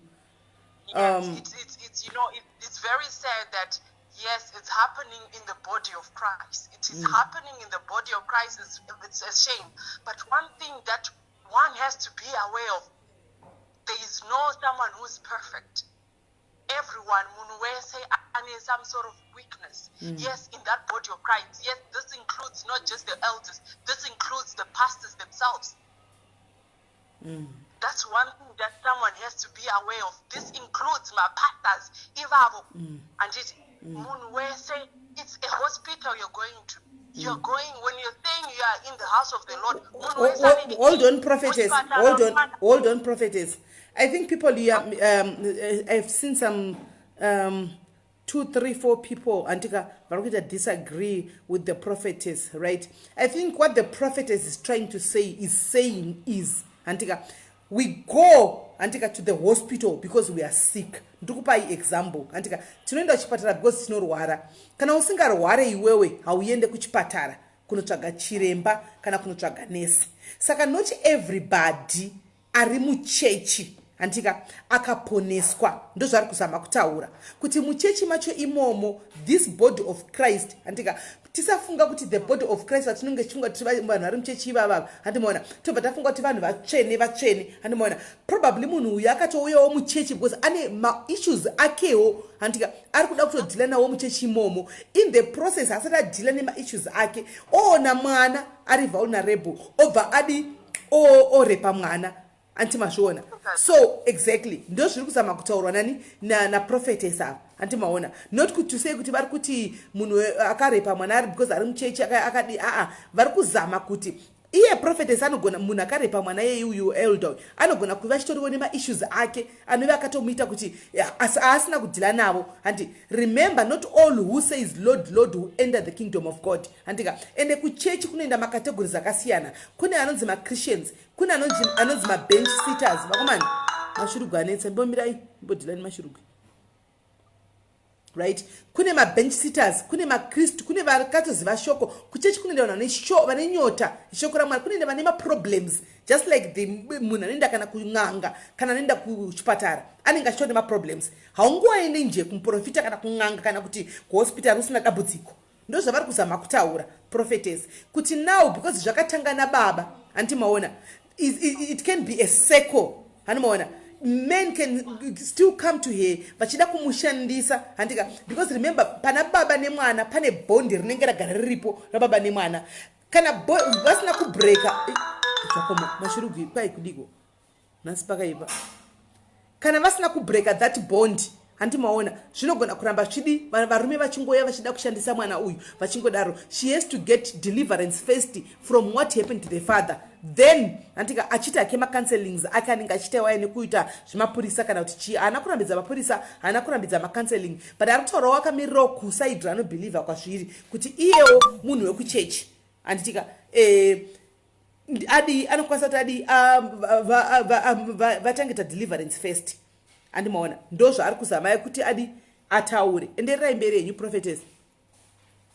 Yes, because also one thing I've seen what obviously people are saying, but when you go back to the scripture, it says, Kutijoni, Jesus came to heal the brokenhearted and to set the captives free. Yeah. If you read it properly, what that scripture really means, you'll find out exactly what I'm talking about. He came to heal the brokenhearted and to set the captives free. Meaning, those that are in the body of Christ is also the ones that Jesus came and did. There's certain things that yes, we might think Kutizoni, yes, a man of God is perfect, but child of God, we are not perfect. Some men that are out there, why is it that all the time clumsy in the word of God, before when you're going in the presence of God, you need to confess your sin. Then that scripture won't be in the Bible. They also confess their sin because you understand? It's not conditioning avatadzi vanetoriwo weakness one way or another. Panenge patorine certain weakness. That one I can obviously the way and I'm speaking here, I'm speaking as a woman of God. And I'm speaking conditionally, there is men of God that are out, but you don't think they're 100%. That's one thing. Don't expect anybody to be 100%. The only person who was perfect was Jesus.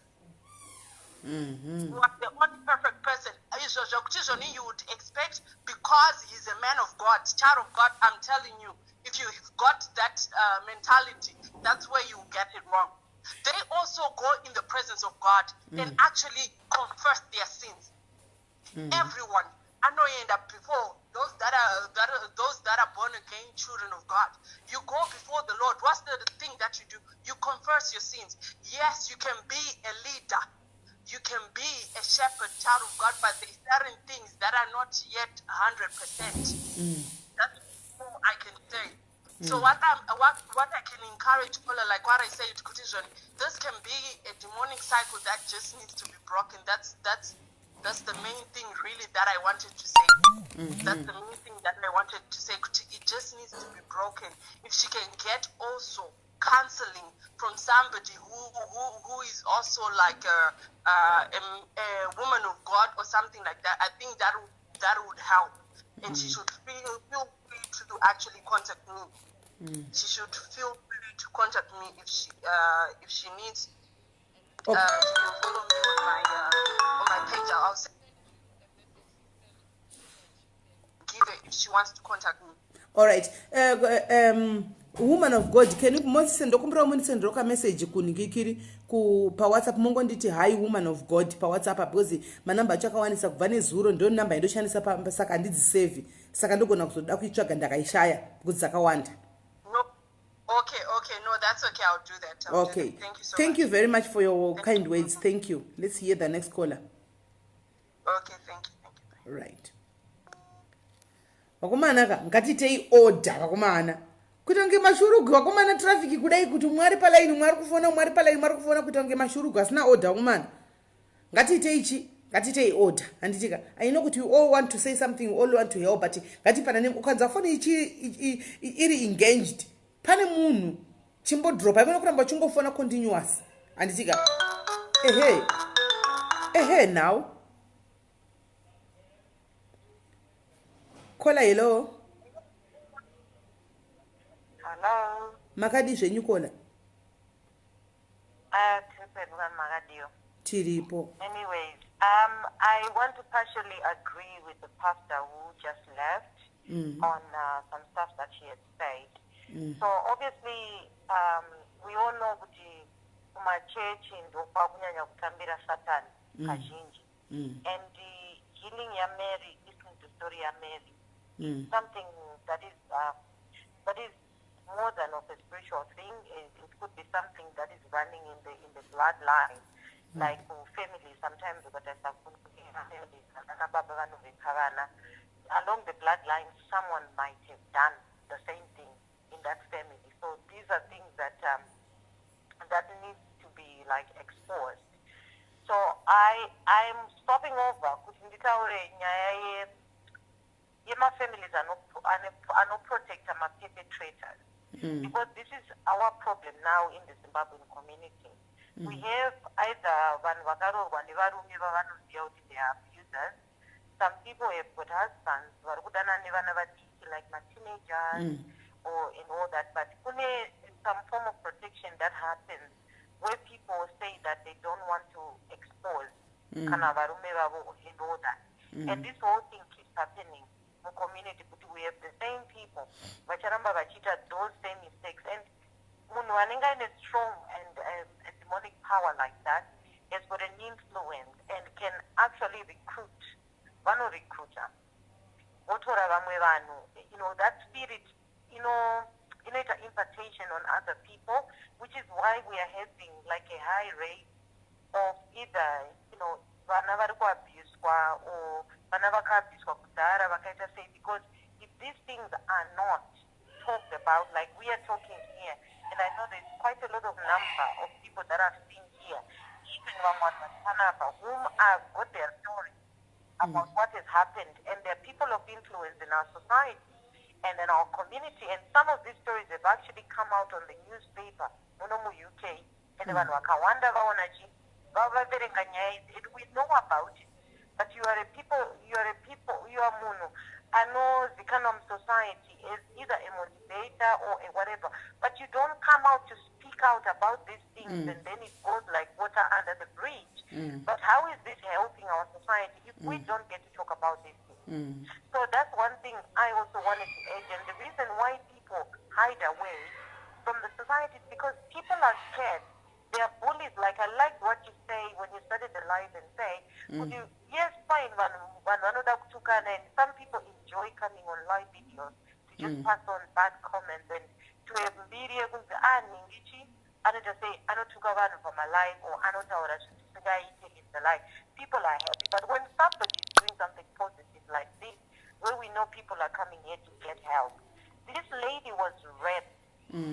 Kubva kuchechi, nyaya dzinobva kumachechi and stuff like that. And sometimes I think as part of the society,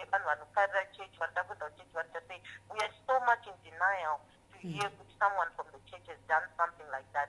And as well as because there's a lot of shady things that is going on in the churches, you also have my pastors and people who try to come and cover up, because that gives the image of the church wrongly. And not just for that particular church, but my churches, they are getting scared to go there. But this is a demon, and it's a spirit that is in the world. It's not just in the churches, it is in the world. There is the people where we have crossed all the boundaries. We have broken anything that is called tradition, culture, any taboo whatsoever has been so broken. The reason why we tend to see quite a lot of like obscene things, some things we never used to think in a million times. We can see a naked woman, like picture yake on social media, even back in the days, if it would have happened, but just the whatever the people call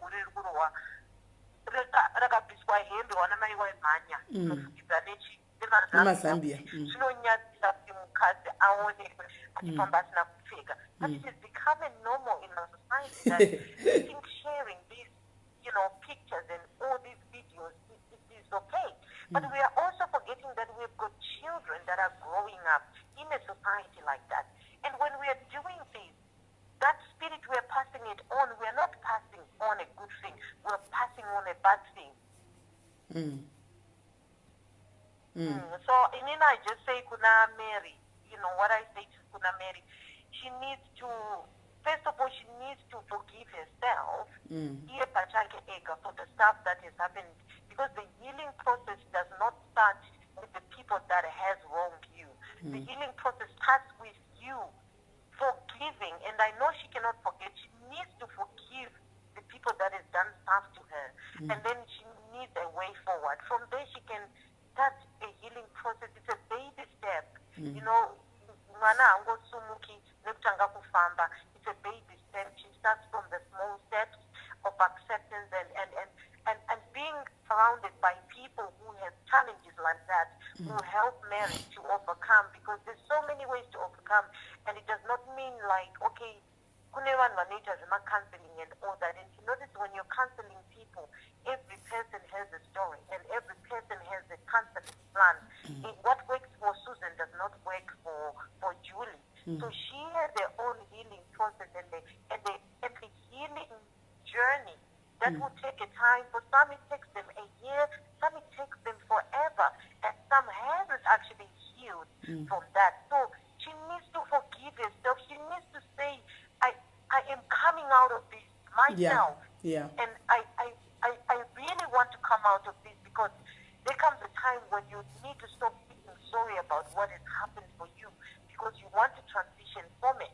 And this can be done by her finding, you know, there's so many things out there that you can do to take your mind off from stuff that has happened to you. And one biggest step that she has done with this platform, Sis Melly, is her coming to you to talk. And that has actually led some more people calling to give advice. And from there, she's listening. She can pick and try other things, but she needs to try and surround herself with the victors, the people that have conquered this, because that will give her the warmth within herself to know that she might have gone through what she has, but she's not by herself. There are other people that have gone through this, and they may have used other methods to heal themselves. And by sharing these stories with one another, then she feels that she is protected, because she has people that understand what she actually has gone through, because the traumatic experience that people go through is so unexplainable. I know she said a story and we're listening, but we don't really understand what she goes through when she is on her own. So that's all I just wanted to, to add. But as for people that are saying they disagree with my churches, or it's not every church that is doing that. And sometimes I think as a society, when things happen, and I mean that okay, PSG has, and people don't want to sue it because it's PSG. If a pastor has done something wrong, if the church is doing anything wrong, if somebody out there is doing something wrong, and we see it as it is wrong, let's tura the act. It's not meaning that if you tura me, mavenga PSG, no. You are actually condemning the act that I've done, which is wrong.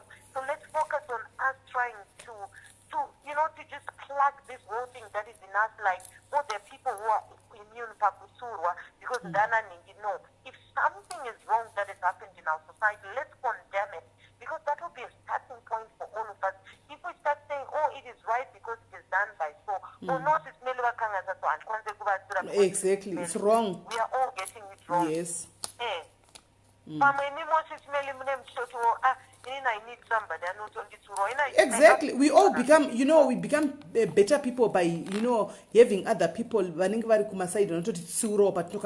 know what? This is not it. I always say PSG, I always say and tell people, you know what, guys? If it wasn't for my husband who saw another video, nakaita ku YouTube, because asimunwe Facebook, right? And some other ladies,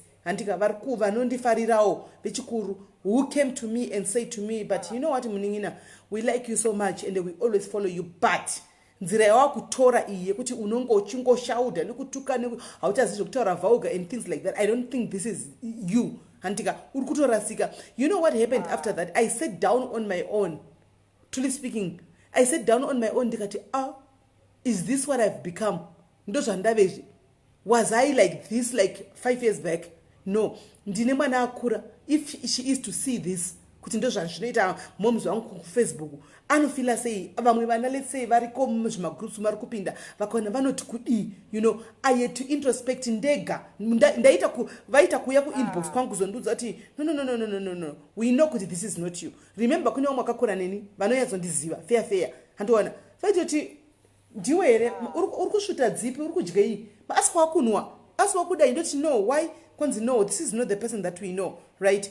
so having other people vanokutsiurawo futi ka ene wacho uchibvumawo futi kutsiurwa handiwaona zvinobatsira. Exactly. And I think the other problem that we are having in our society as a whole, we have a culture that we have sort of like put under the carpet. We have a culture, but we want kutishandisa when it best suits us. It's also when we feel like toda kuita chivanu, so ndo patinoita zverora, ndo patinoita some other things. But if we look back in the days, there were boundaries. There were things we could not sit down and talk to our sekurus, to our mbuyas. Every person played a part in our culture. And there were things we would say, no, when things go wrong, do not tell whatever channels, akadai. But because, again, the church has come over, PSG, ndine muningina wangu, I know hangu who she is, in personally like, but now she uses a ghost account. I know who she is. Naliosa Waters. Unfortunately, I can't pin a comment because ndakapin a number kunoda phone. And Sis Melly, me too. I'm so bitter and I'm so hurt. What I'm doing on Facebook with this ghost is not me. I need help. Liliosa, so I would say, in this life, if you find yourself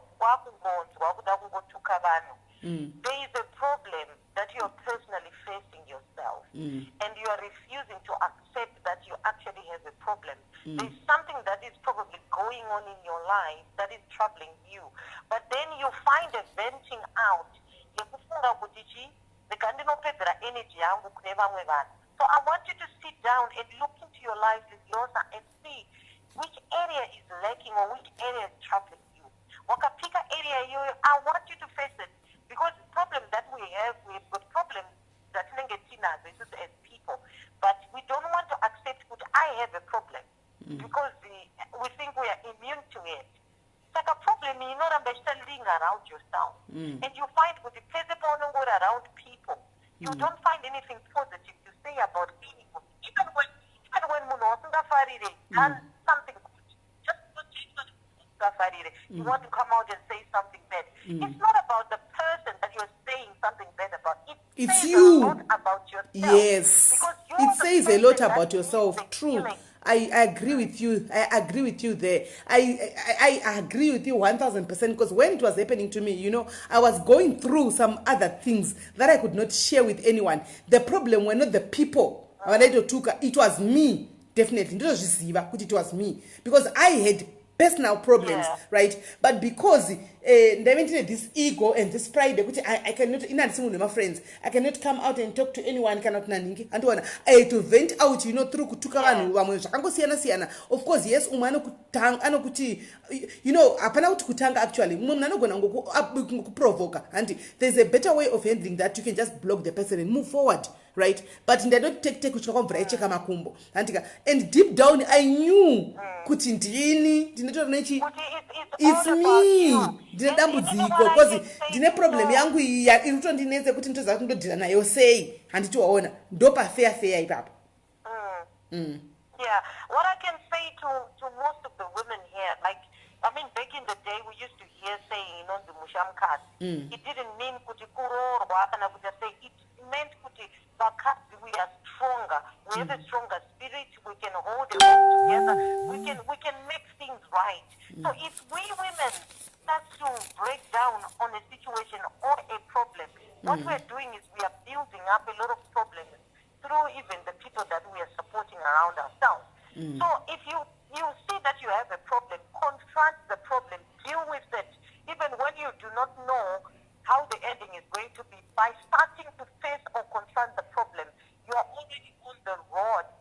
You're facing it. But when you don't face a problem, what a problem does, it creates other problems.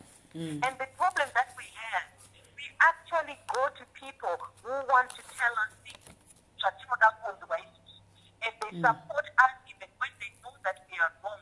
We need to have people who come and challenge us, even when they, when we want our friends or our family to agree with us. The worst part of people are friends and family, because they're always going to agree with you, even when you're right.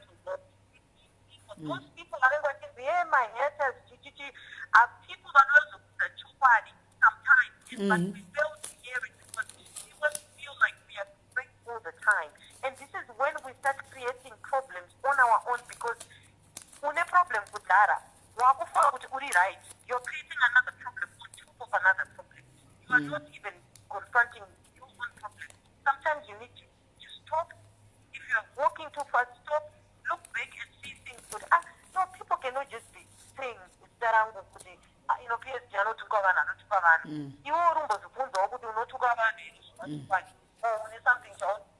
If you can answer to yourself, yes, ndinotuka vanhu, deep down, do something about it. Because this is the problem that people have. Kana vaona kuti vadaro, then they go and defend themselves pakukanganisa.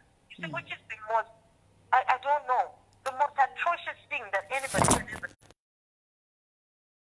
And how do you expect actually to motivate or to cultivate the people that are around you? Because your spirit becomes stronger, it becomes a demon if you're somebody that does negative things.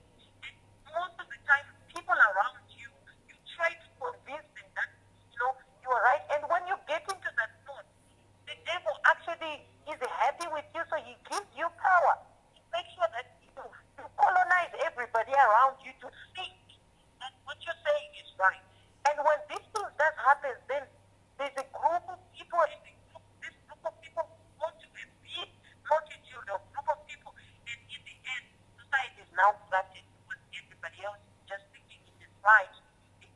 But sometimes we need to stop and say, no, certain things, we are not supporting this because you know what? We have kids that are growing up in this society. And these kids, this is the only thing that they know. There are kids now that don't even know how our culture is. Because it is now okay to share nude pictures. And it is now okay, to share certain news. But on social media, and these things get into the hands of the wrong age. And they get to see these things. And it's okay. And we think it's okay. But no, it's not okay. So we have people like Mary now who stay with this story in their head for the rest of their life simply because they cannot come out and talk about it. Because kuchauya nadhani vanogona kana kubvunza mubvunzo kuti wakanga uri wakati kuzvitaura zvakazodai. We need to really stop that and you know what, that's all I have to say, but thank you so much for the platform. Powerful. Thank you very much, PSG. Thank you. Those are very, very powerful words, food for thought. I don't know, guys. Kune anenzeve dzokunzwa anzwa. Hameno asinawo, amene ikoko. But vanenze kunze dzokunzwa vanzwa. And we all make mistakes and it's not ever too late for us to rectify. And it manzwa. Anyway, abba akata, right. So, yeah, guys. Those ripo. Kana paine umwe next call aruda kufona ngafone. We can, there's still time, guys. We have hurt each other a lot of times, right? Pama social platforms up.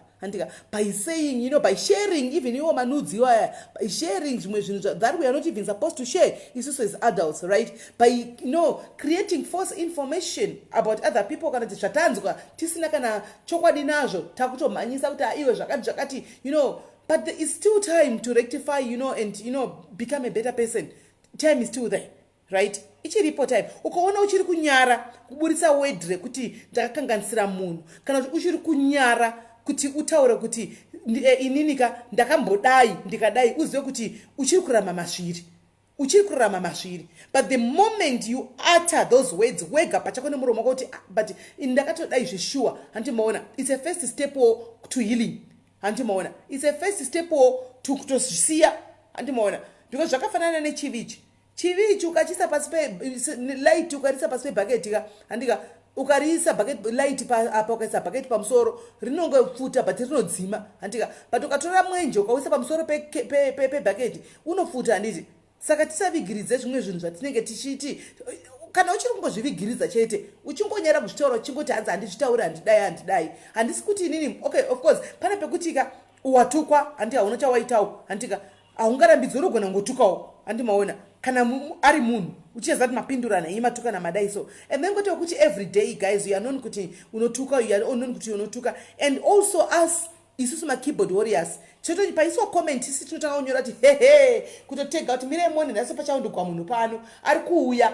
Guys, hakuna munhu asagoni kutuka ndo fact iyoyo ndafanga kuziva iyoyo.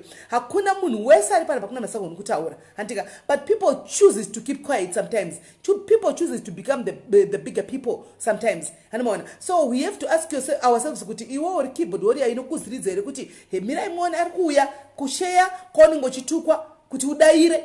Unopuwa video yaungo chitukwa nemunhu anoziva kuti hadzina kukwana mubrain uoya munhu chikandigwa kunzi uone why are you giving it to me? You want me to answer back, right? So that you can see drama. Why not you? Iwewe pachako umbotanga rako drama tuone antiona. Don't give it to me because what I don't know won't hurt me. And saka isusu vacho antika tesa apa pana tesa tripana paka tine patinotofita pani zataura na PSG apa. Paripo patiri kutofita tese. Paripo. So it's up to you guys kuti iwe umwe nomwe awana kuti ndiri kufita papi. Pakukuzirira here kuti zvirambe zvichienderera mberi here pakushare here antimaona kana kuti pakutuka here nichiripo here. It's up to you kuti wewe unoda kuita say 2020 kana uchimona kuti zvingori bhoku turamba wakangodaro antiona inini what I've told myself and what I've learned is 2020 ka nechingoti block muchasara muchingotaura kuti Sis Melly mazama zvone zvavaitwa indato ignore ndato block out andimaona andina nguva yekusora nchipindura andimaona nguva yacho anditorina but takada kutukana katosana kwamvura yechika makumbo tinobva kuno South Africa tikasvika kuZimbabwe kusvika penalty andimaona because tise tiri mapenzi but at the end tinozivana hatizivani uri kutukana nemunhu pamwe ari ku UK yuko hatsina tombosangana nditombomuzivi andimaona but zvatinoudzana ipapo unofunga kuti vanhu vanozivana pamwe ndiri kutukana nemunhu ari kuCanada kwanisa ndambosangana naye nditombomuzivi but ungana tichitukana pangati tinozivana hatizivani ukana dzichikiretwa nyaya idzi ungati vanhu vanozivana vanhu havazivani handitiona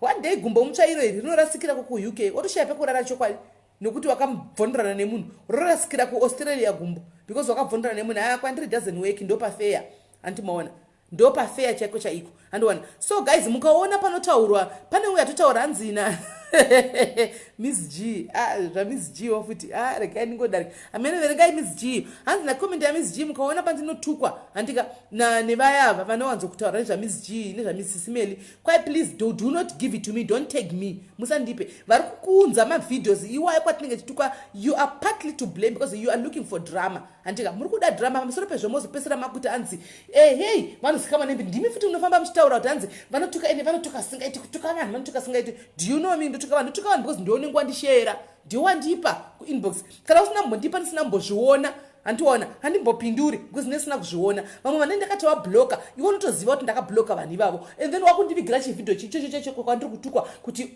inbox kuti ndipindure handitika saka iwe ndiwe muparanjongwe iwe ndiwe nyoka ndiwe yakatoipa handi maghost please. People have got ghost account for different reasons, right? Vamwe vane vachiprojecta kumabasa kwava kudiwe zvinhu zveFacebook izvi handimaona but ngatitivei maghost ari friendly handimaona ngativei maghost ari friendly rega kucreata ghost rekuti because mozati kune rimwe ghost rekuti izvo zvichitaura kudai sorogona ngouya rongoti mai mwana urishiya kuti kondataura chii chakaipa ipapa handimaona ndakaipa chii usina kana chakaipa chauri kutauraka rongataa kuti avapiko vatibvire zihure yezvo unondiziva wakandona nchihura nani hapana handiona asi watotaura just because wakanzwa umwe munhu mukutukana remember kuti vanhu kana muchishaudhana hapana nombodzana mashoko akanaka ndinozama kutaura zvinhu zvinorwadzisana handimaona but let's try and avoid it guys.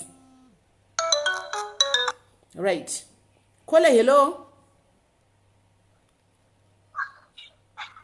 kola kola yes kola hello muri sei mushe kanjani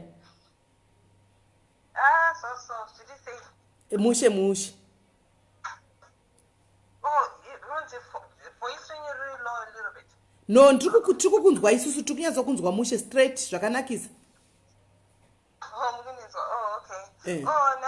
Nachida kuyantaro nyaya yangu. Mune yenyu nyaya aiwa takateerera yes mune yenyu nyaya handeinayo tinzwe danai vamwe guys pauya nyaya imwe tinyatsobatsirawo kola vane nyaya yavo yavari kufonerawo yavari kuda kutaura deidzai vamwe vadzoke pano apa tatiri ku 500 guys deidzai vamwe pana kola rambai makabata kola vauya nenyaya yavo guys yavari kuda kutaura deidzai vamwe guys deidzai vamwe right makabata kudaro kola regai ndimbopa brief kune vanhu vachangopinda kuti nyaya ndei right nyaya ndei mwana watanga tinaye panapa antika akatanga kubatwa nababa vake chibharo aine 11 years apparently mai vakanga vawana vhisa rekuenda kunze kwenyika vakasiya vana kuafrica kunoku vasiya vana kuno kuafrica kunoku baba vakasara nevana baba vakatanga kupindira mwana ne11 years mwana wavo vachirepa kubva ane 11 years kusvikira aita 13 years vachirepa mwana hana wakakwanisa kuudza munhu hana kana kuti she was just a kid remember aive confused mapepa evana akazobude kuti vaendewo kuuk izvo kunze kwenyika ikoko vana mapepa azobuda vaendewo kunze kwenyika ikoko kuna mai mwana akanga ane anger towards the mother kuti amai vakatisiya this is what I went through but hana kugona chero kuudza amai vake kuti ndo zvandakasangana nazvo baba vaindibata ave ne18 years akastrugula mwana to the extent yekuti akasvika pakuita addiction yemasturbation animaona ane 18 years addiction for 3 years achita masturbation iyi nekuda kwezvakanga itwa nababa just to ease that pain yakanga iri maari hanti maona angasakwanisa kuita relationship anga ane maanger issues anga kungodhakwa sometimes zvokuti mai vakapesera kuti mwana uyu she's a problematic child iye anga asina problem yaive nayo zvinhu zvakudhara paakatraya kuudza mai kuti amai ndo zvinhu zvandakaitwa nababa amai vakaramba havana kuzvigamuchira kuti ndo zvakaitwa nemurume wavo vakarambira murume wavo vakaprotecta murume wavo andika apparently mwana the hatred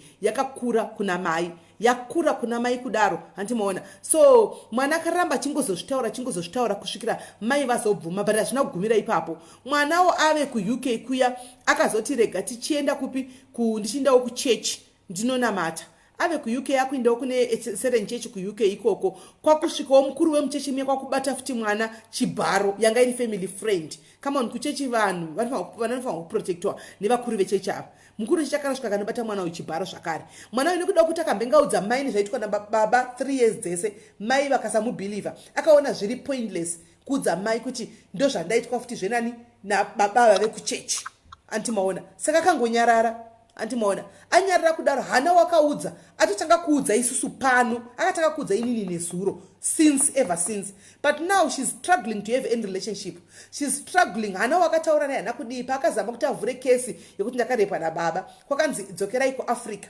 munovhurira kesi ikoko mubva zvashaya value handimaona so uyu munhu akamurepa kuuk uyu ndiye watiri kuzama tibatsira yaitina kuti kesi itwe chireopen ivhurwe akwanise kudii kuti apuwa justice antimaona saka ndo nyaya yatinanga tiinayo pano antimaona so people now are giving their own opinions vamwe vachitaura zvavanotaura vamwe vachisimbisawo vamwe vachidai antimaona kuti tikwanise kusimbisa mwana uyu antimaona so enderai henyu mberi kwela tipe henyu nyaya yenyu tinzwe makarepiwawo okay chekutanga ndoda kuti sorry kuna kola vangavaya kwekutanga nezvako kusangana nazvo. That's so sad. I hope she gets the help she needs. Mukunizwa Sis Melly? Tikukunzwa taurako zvakanaka loud and clear. Okay. So ina hangu haninyatso kutaura steady, so now I will try though. Okay. Saka nyaya yangu yakada kufanana nenyaya ya kola vanga vamboripo. Asi zvakazosiyana ndezvekuti ina ndinobatwa chibharo nehama anga angoriwo munhu aitichengeta so zvakaitika ndezvekuti pataikura taigara nababa vangu namama vangu asi baba vangu vaishanda vanga vasingagari kumba stereki so vaishanda vachiita sei vachienda out vachienda kunze kwenyika vachidzoka so pavaitisiya vainge vachitisiya vachiti tina amai vedu anti so zvisinewo amai vangu vaiti kana baba vangu pavanengobvawo kubasa pavanongoenda kubasa mai vangu pavaita sei vosimukawo vaida kuita zvekutengesa izvo vachingosimukawo bva vatotanga kuendawo vachinotengesa vachinohodha so pambacho vairara ukoko vaigara for a long time so kekutanga vaitisiya nehama dzavo anti but after a while hama dzangu dzakuita zvinhu zvavada kuita and then vombotisiya vombotsvagira vasikana nebasa vombosara nevasikana nebasa handisi chakazoitika but vakabva I don't know kuti reason yachange richibva watisipo vatsvaga anzani amene mukomana mubasa wanga ari murume angatokura probably handizive makore. I was young then handine 5 or 6 years vavatisiya nemunhu yauya saka like memory yangu right now ichiri vague and do not remember zvinhu zveshoma from that but munhu yauya akabatanga kuita se kundibata chibharo ini 5 years I think ndandine 5 or 6 years and then but handina munhu wandakaudza because ndaiti munhu yauya bhandoza kusoni iyo ukataura manje unoita se unorohwa namama wako bofuti mai vangu vanga vasipo so even kana kuti ndiri kurwadziwa handisi kugona kufamba kana kuita sei hapana aikwanisa kuzviona because tantingori vana chete vana sisi vangu vahombe vanga vari kuboarding school so taingosara tingori vana chete nemunhu iyeye so hapana kana munhu aikwanisa kuona kuti mwana uyu because mai vaizodzoka kuti after 4 days vasipo kuti mwana uyu chichiri kuitika kwaari so zvakazoitika ndezvokuti so it continued handina kana like handina kana for some reason mind yangu kanda kunonzi sei yakatry kudeleta trauma iyoyo because I think was ndandiri mwana mudiki and I think is now when I think about it I'm like that's actually a blessing in disguise. So zvakazoitika ndezvokuti so baba vangu vakabva vaona because the situation deteriorated kuti like kumba because baba vangu aikwanisa kuikana once a month or so kumba zvinhu like tiringogara nemunhu iyeye apa tingori the oldest anga nehanzvadzi yangu yange pamba nehanzvadzi dzangu dzanga dziripo I think dzanga dzine ma 10 11 12 years vanga varipo so situation yakaita bad so baba vangu pavakazodzoka I think handis remember kuti it was after how long vakazodzoka vaita se baba vangu vanga nemwe mukadzi vanga vanemwe mukadzi kune imwe town yeah and sort of town but no it's fine so baba vangu vakabva vaona kuti situation ine vana isi kuita so vakabva vangotitora tiri kuchikoro vangotitora vavatienda nesu isusu tantiri vadiki vatienda nesu kuna mainin vaivai so kana tangotogara namainin vaivai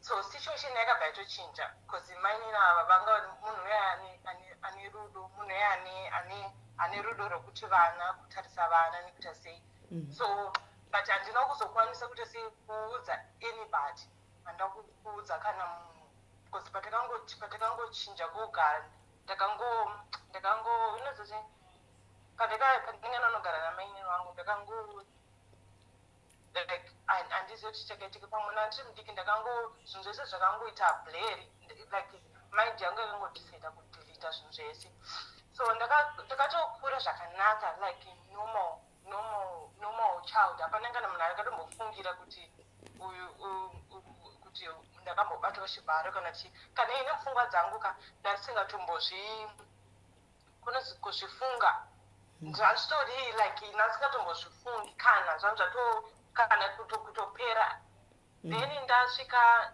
ndakura manje ndaita sebva ndarorwa kudaro ndaita mwana wangu zvesezvo zviri right ndaita mwana wangu wokutanga so ndaita mwana wangu wokutanga ndaita mwana wangu musikana wokutanga ndopandatanga manje so pandabata mwana ndopatanga kutanga kuita maflashback aya so ndakutanga kuti 9 saka okay ndaita mwana wangu ndotanga kuimagina tichiwa ndingasiye mwana uyo ari ega here semasiro atakaitwa kusiyiwa masiro achaita so zvaindirwadza then kundirwadza kwandaita zvazvitanga kuita sei kuvhura inonzi chii memory can of worms yeah vatanga kuvhura maflashback haya so I actually relieved like grieving yanga ndisina kuita kune zvinhu zvakaita ndiri mwana mudikika ndakatanga kusvika ndakura So it felt like kuti ndakavhara maziso kudai so zvaibva zvotanga kudzoka ndotanga kuzviona so zvazotanga kuti sei zvakuafecta marriage yangu so murume wangu ndandisina kumuudza kuti ndo zvanga zvakaitika but kwete kuti ndaida kumuvanzira kuti asaziva but because inini pfungwa dzangu ndandatozviudza kuti hazvina kutomboitika like pfungwa dzangu dzaitoti hazvina kuitika at all so akuti kuchii chiri kuitika kuti cause aiti akadondibata kudai so nasingatodi kana kubatwa kana kugumwa kana kuita sei kana kurara naye kana kuti sei zvoti ndaitomuona kunge iye ndiye ari kundi inonzi sei perpetrator kunge ndiye like kunge I remember ndepere pangu paititombobudisa muromo wokuti kuda kutondibata chibharo like kuda kundirepa but zvinhu zvaiita kuti kana kundikisa kudai so nasisatodi zvachose then vataizita sei so I ended up ndamuudza vatamboita sei vatambosiyanawo zvinhu zvanga zviri stressful ipapo vatambosiyana but takazoita sei then iyo thank God kuti munhu anoita sei anonzwisisa so we started working together vatanga kundibatsirawo kunzwisisa kuti like pane ndichifila kuti right now I feel this aindibvunza kuti saka zvinenge zvisingaite then ndomuudza zvisingaite and then I worked myself ndakazvibatsira kuti ndikwanise kuovercome handingamboudze munhu kuti hanzi unokanganwa like kupora amen pamwe pane munhu vakaita healing yekuti aheal but zvandofila ndezvekuti people we just learn to live with it and chero munhu akuti ndaita healed ka it doesn't mean kuti atongoita healed kuti zvatoenda because some days anything can trigger so you can be watching a show you can be talking to someone who's going through that and it triggers you back to that so handingamboti hanzi healing but you just learn to adjust to it to learn kuti you know what ndizvo zviripo but I'm not going to let this define me I'm going to have a normal life and I'm going to have relationships but I'm not going to let this take me down because what I realized because I used to feel sorry for myself I'll just sit there and ndotanga kuzvinzwira tsitsi like I take myself to that young child I so much wished kuti amai vange varipo kuti zvose zvisina kuitika I'll take myself back there and then ndogara pasi I just feel sorry for myself I'll start crying because ndikwanisa mumota kudai so kugara mumota the whole trip kwese kwandikuenda kana ndikuenda kubasa I'm crying on my way back I'm crying but after a while I told myself of which my husband actually helped me because I could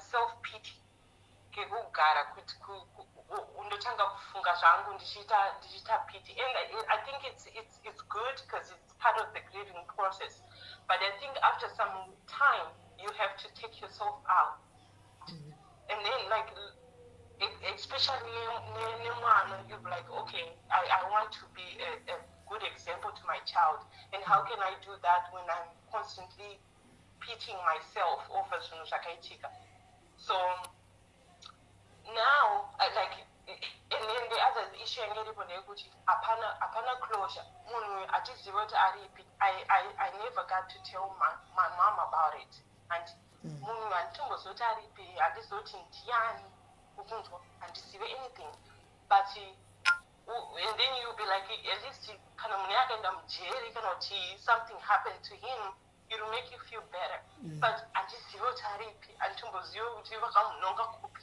so when you live with that hauna closure but what I told myself is I'm going to forgive myself for whatever happened I'm going to forgive the people that let me down and find my closure within myself and be able to live my life because probably akasanganawo nekama yake but I don't know but inini what I decided to do is I'm not going to let it define myself I'm going to live a fruitful life and like kana pane vamwe vanhu vanenge vachienda through that the same thing kuti unokwanisa kutoona I feel sorry for Naningashona, Munaninka Kazita, and they see these people every day, and probably these people didn't get any justice. And then I know it's a wound that you know all the time. But Especially your own what I father. can tell people is that find closure within yourself as well. Find and you know what helped me is, and now when I'm my church or counseling, I've never had that. But what helped me is I like sometimes I couldn't like I couldn't when I was being stressed out, I couldn't pray. But what I did was I would listen to Christian music that talked to my soul, music that will make me feel like put me in a position where I can cry out to God and pray. But this process, like nobody can heal you. Like what I can tell people is nobody will heal you. Like you can go to a counselor, you can go to a psychiatrist or anybody, but iwewe kana usina kuzivula moyo wako kuti I don't want this to define myself. To define yourself, apana munhu anokwanisa kukuforsa kukuhila. So what I can say is kana pane my victims aripo, like vanhu who have gone through things like this or like even worse things, like don't like it's okay to lean on other people for support, but sometimes those people will become crutches. They are just there, they are crutches, like Tombotiri Church, Catholic Church, they become your crutches, and then you're not able to stand by yourself and heal and I don't know. Yeah. So yeah, that's my story. And then the other thing that I'll say is kind of like my parents, especially like Hati, Wanamai, please, do not trust anybody with your kids. Like even have a relationship you check kuti what's going on, and check on your kids, especially when they are growing. Give them a shower, stuff like that, so that you know what you are getting and know exactly what's going on. If you see something that's not right, ask. Because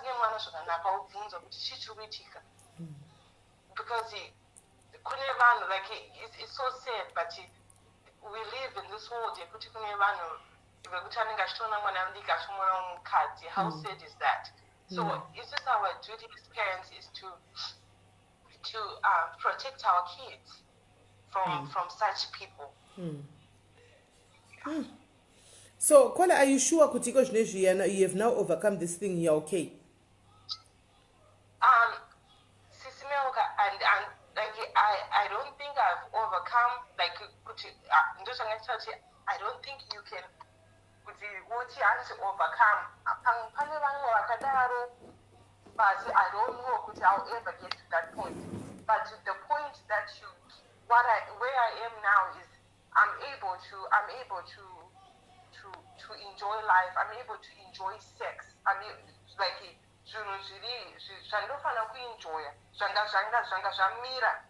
but see, sometimes things will happen, and like when I talk about it, I can get emotional and cannot with TV, if something comes up, I get emotional about it. But like it's not affect because it's a memory of something that happened, but I don't let myself dwell in it. So in other words, they are saying that now you are able to enjoy even sex with your husband. Yes. So now I'm able to enjoy sex.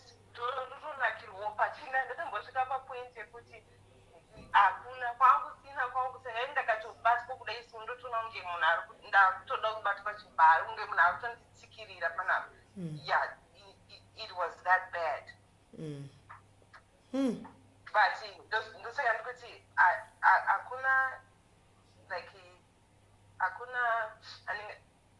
I mean,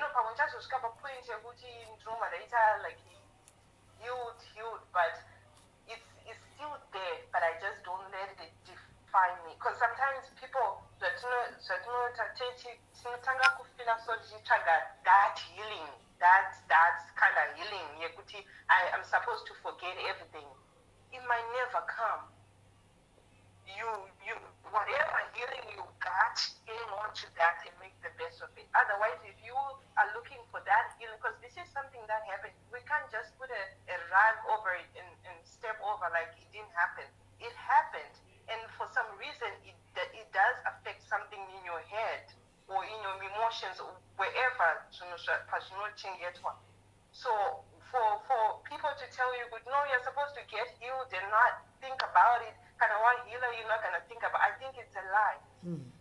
If you any victim of trauma, I think even though they can say they've been healed, that I don't think it completely goes away. I'm here to find someone who can say, I'm completely healed. I don't have any triggers or stuff like that. Yeah. Ish. Yeah. So that. So are you able to leave your are you able right now to leave your children with somebody else while you're going to work and be comfortable? Yeah, I can. I can. I'm at a point where I can, but like I said, when I leave my child with someone, I always find a way to kind of connect with them to see what happens. So pangamuri message chaitika just say so Diana Diana so if I see anything school I just ask, like not to interrogate or anything, but to just have how was a day, stuff like that. That way I can know what's going on. Yeah, what a But story. I can leave my children with other people. So you never even told your parents, only your husband knows now? No, I never told my parents. Wow. I never told, only my husband knows. I never told my parents. Now, like, pataka separate off na mama. So mama was over to travel for all those years. So I think the guys about from probably. Are you saying, okay, hold on caller. Are you saying your mom pavakaenda vachenda kunotengesa uku mukanogara namainini mukadzi wababa wechitu amai havana kuzombodzoka? Mai vakadzoka kakumba so kumba kongo pasara mai vakangosara vatongokontinya vachitengesa havana totsvaga kuti vana varipi, so tatangogara umwe upenyu ivo vachigara umwe upenyu.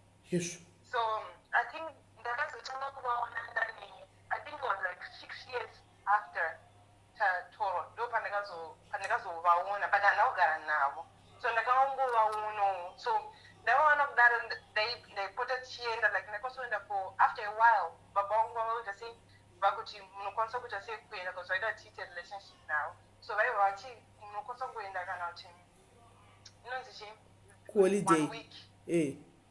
So vanga vamuvha manje vanga kugara mutauni imwe chete iyoyo yanga takugara. So but vaigara mutauni umomoka, but vanga singatombotsvake tichigara mutauni imwe chete because vanga vamuvha. Taitoziva kuti mama, because ndine vakoma vakura, so vakoma vangu ndo vaiita sei vaikwanisa vaiuya vachitiudza vauya kwadhedhi votiudza kuti mama vari vamuvha kugara kuno, so vaitogara kudhuze nekwataigara, but hatitombovaona makore ese avo. Tabva then patazotanga kuenda kumaholidays, so taimenda kuti 1 week tudzoka takura manje. So takura ndati kurei manje, mama vangu vakazoenda, I think nandiri form 1 form 2 vakazoenda kudiaspora, vavazoita sei vavazondiunza inini nemamwe masiblings angu. Saka now mune relationship navo? Yeah, ndine relationship now. Yeah, ndine relationship now. It's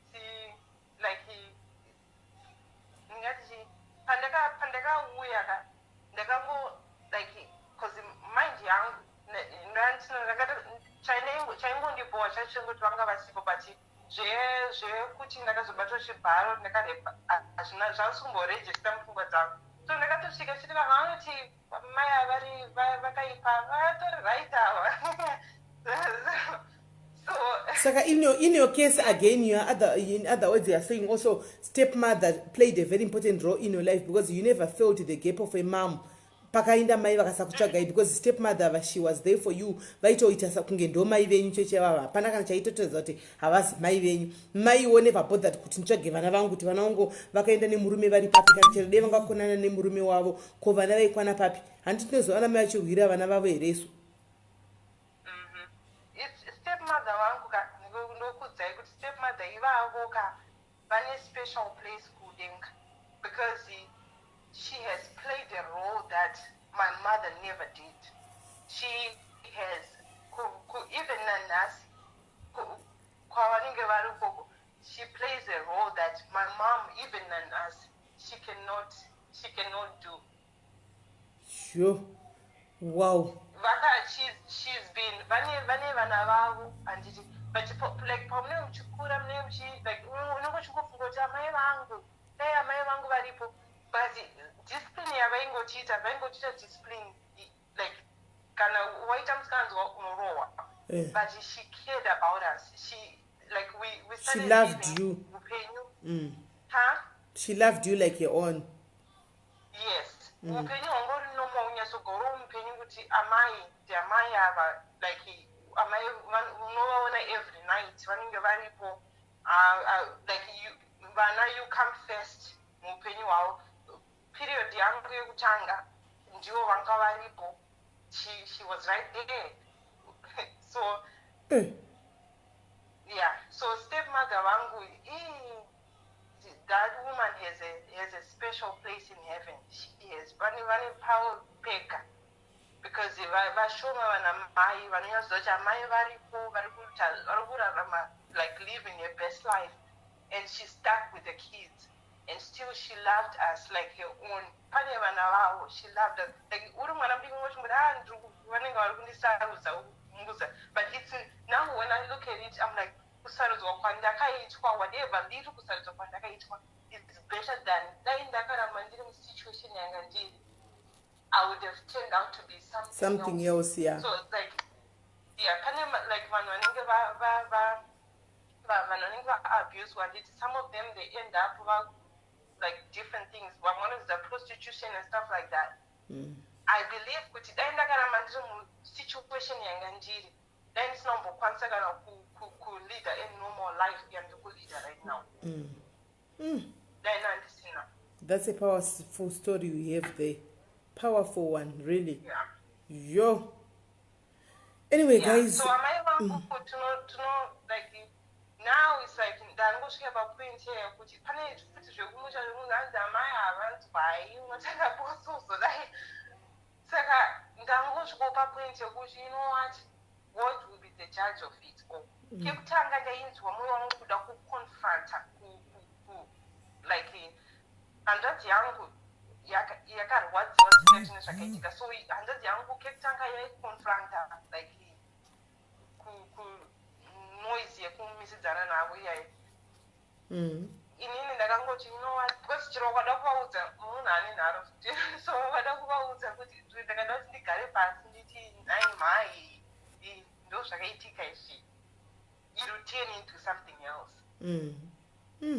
So ndakangoti you know what closure ndeyam because even kutaura now is not going to bring me any closure. It's not. Maybe one day I will tell her, but right now we have like it's a okay relationship. It's like she has her own stuff going on, but it's a okay relationship. But I see munhu kuti vari munhu angori hard kuti you can't tell her something, you cannot tell her what to do, you cannot even tell her kuti this is wrong or right. Ingori relationship ingoti amai chakachita zvavaita ndikoko imi zvamaitawo ndikoko muri kwenyu. Yeah, ndozvo zvakaita and zvandakazofind out kuti vatiunze kuno vanga vasati vari kurwara so vabva vaunza vanhu kuti vasongwakwatsana vanoita sei vanovachengeta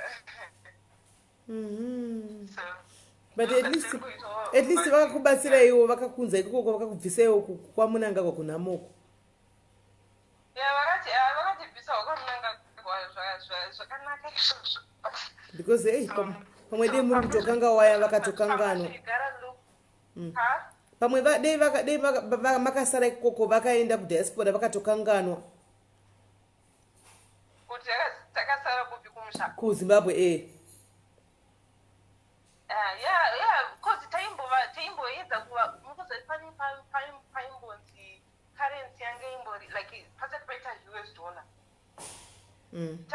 taimbo kekutanga titumirei mari vanga vasingatodi kana kutumira mari vaitienda kubhenki tatumira woenda kubhenki yange iri taenda kuCBZ woenda kubhenki vakanzi vatumira mari hakuna mari saka waikosopedza 1 week nesutienda ndatumira mari kuti mai vatumira mari hakuna mari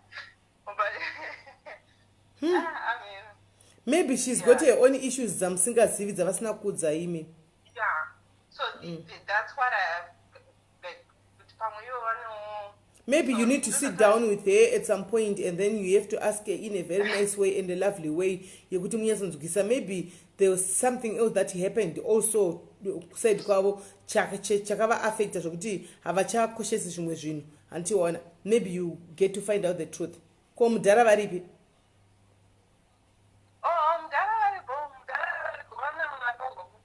Vane mukadzi wavo mainina. Oh, that's at least that's good. Very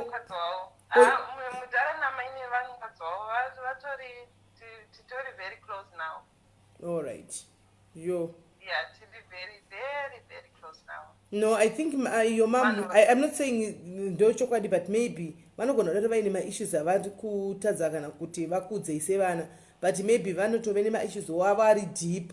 And ari kuvaita kuti vaacte the same way vari kuacta saizvozvo havana kuzomboita vamwe vana futi after venyimimi imimi havanozoita but vane vana vakawanda so kuita vana vakawanda vadaro une maissues akadaro ivo amai venyu takawanda kani muchiwanda nababa venyu here namai venyu nababa venyu here kwati nababa vedu saka vakakusiyai makawanda kudaro mukatogara step mother makawanda kudaro chakawanda kudaro aiwa step mother musavarase shemu musavarase chakawanda kudaro 2 chete ndo vanga vakura but takawanda tiri 6 kudaro aiwa musavarase step mother saka mese izvozvi vakakutorai mose mukazoenda kwamuri kokoko vanotora vese vanotora vese vamwe vari kwakasiyana siyana vamwe vari kuzimbabwe. Okay, vakatora vangani? Kuno vakatora 3 vakasara kumusha. Oh no, tiri 8. Okay. Tiri 8, so vamwe vanga vatokura vane dzimba dzavo. Okay, saka vakasara kuZimbabwe kudzimba dzavo. 3 ndio vakaenda kwamuri kudiaspora. Vamwe varipi? Vamwe pane vari kuSouth Africa, nevamwe vari kuAustralia, nevamwe vari kumusha. Aiwa, your mom right now I think she should be old. Vakura now. Vakura. Yeah, imbogara ipasi mutaure navo. Maybe achita zvinogona nita, but you are now my mother, so you are now mothers as well. Maybe you can find a way yekuti muite penetrate to her. Kuti mutaure navo nezvakanaka, you know, kana vakurwara, so that you get to find out what really happened, or just let it go and just love her the way she is. She's your mom after all, but stepmother musavasiye. Yeah. Kungovagamuchira the way yavanoacta naye makuvaziva unhu hwavo kuti vakadai so nhasi chakakwidza vakadai nhasi chakachaya mongotryawo kuavhoidawo izvozvo. Handiti kana vakafarawo mongoitawo zvokufara kanawo asi step mam ndo mai venyu chaivo chaivo ivavo noti ndo vakatokuchengetaika. Step mam ndo vanodya mari yangu chero ivo mai vako chaivo ndimai vako vakakuberekawo unotopota uchitovapawo vanodyirira zvavo asi stepmamo ndo vanodya mari yavo.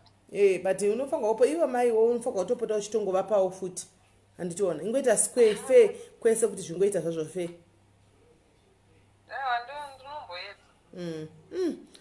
Thank you very much, Kola, for opening up to us about your story. Thank you very much. It was such a sad story in a happy ending, should I say? I don't know. But thank you very much and we wish you the best, Kola. All right. Thank you very much. God bless you. All right. Thank you. Bye-bye. Bye. Right.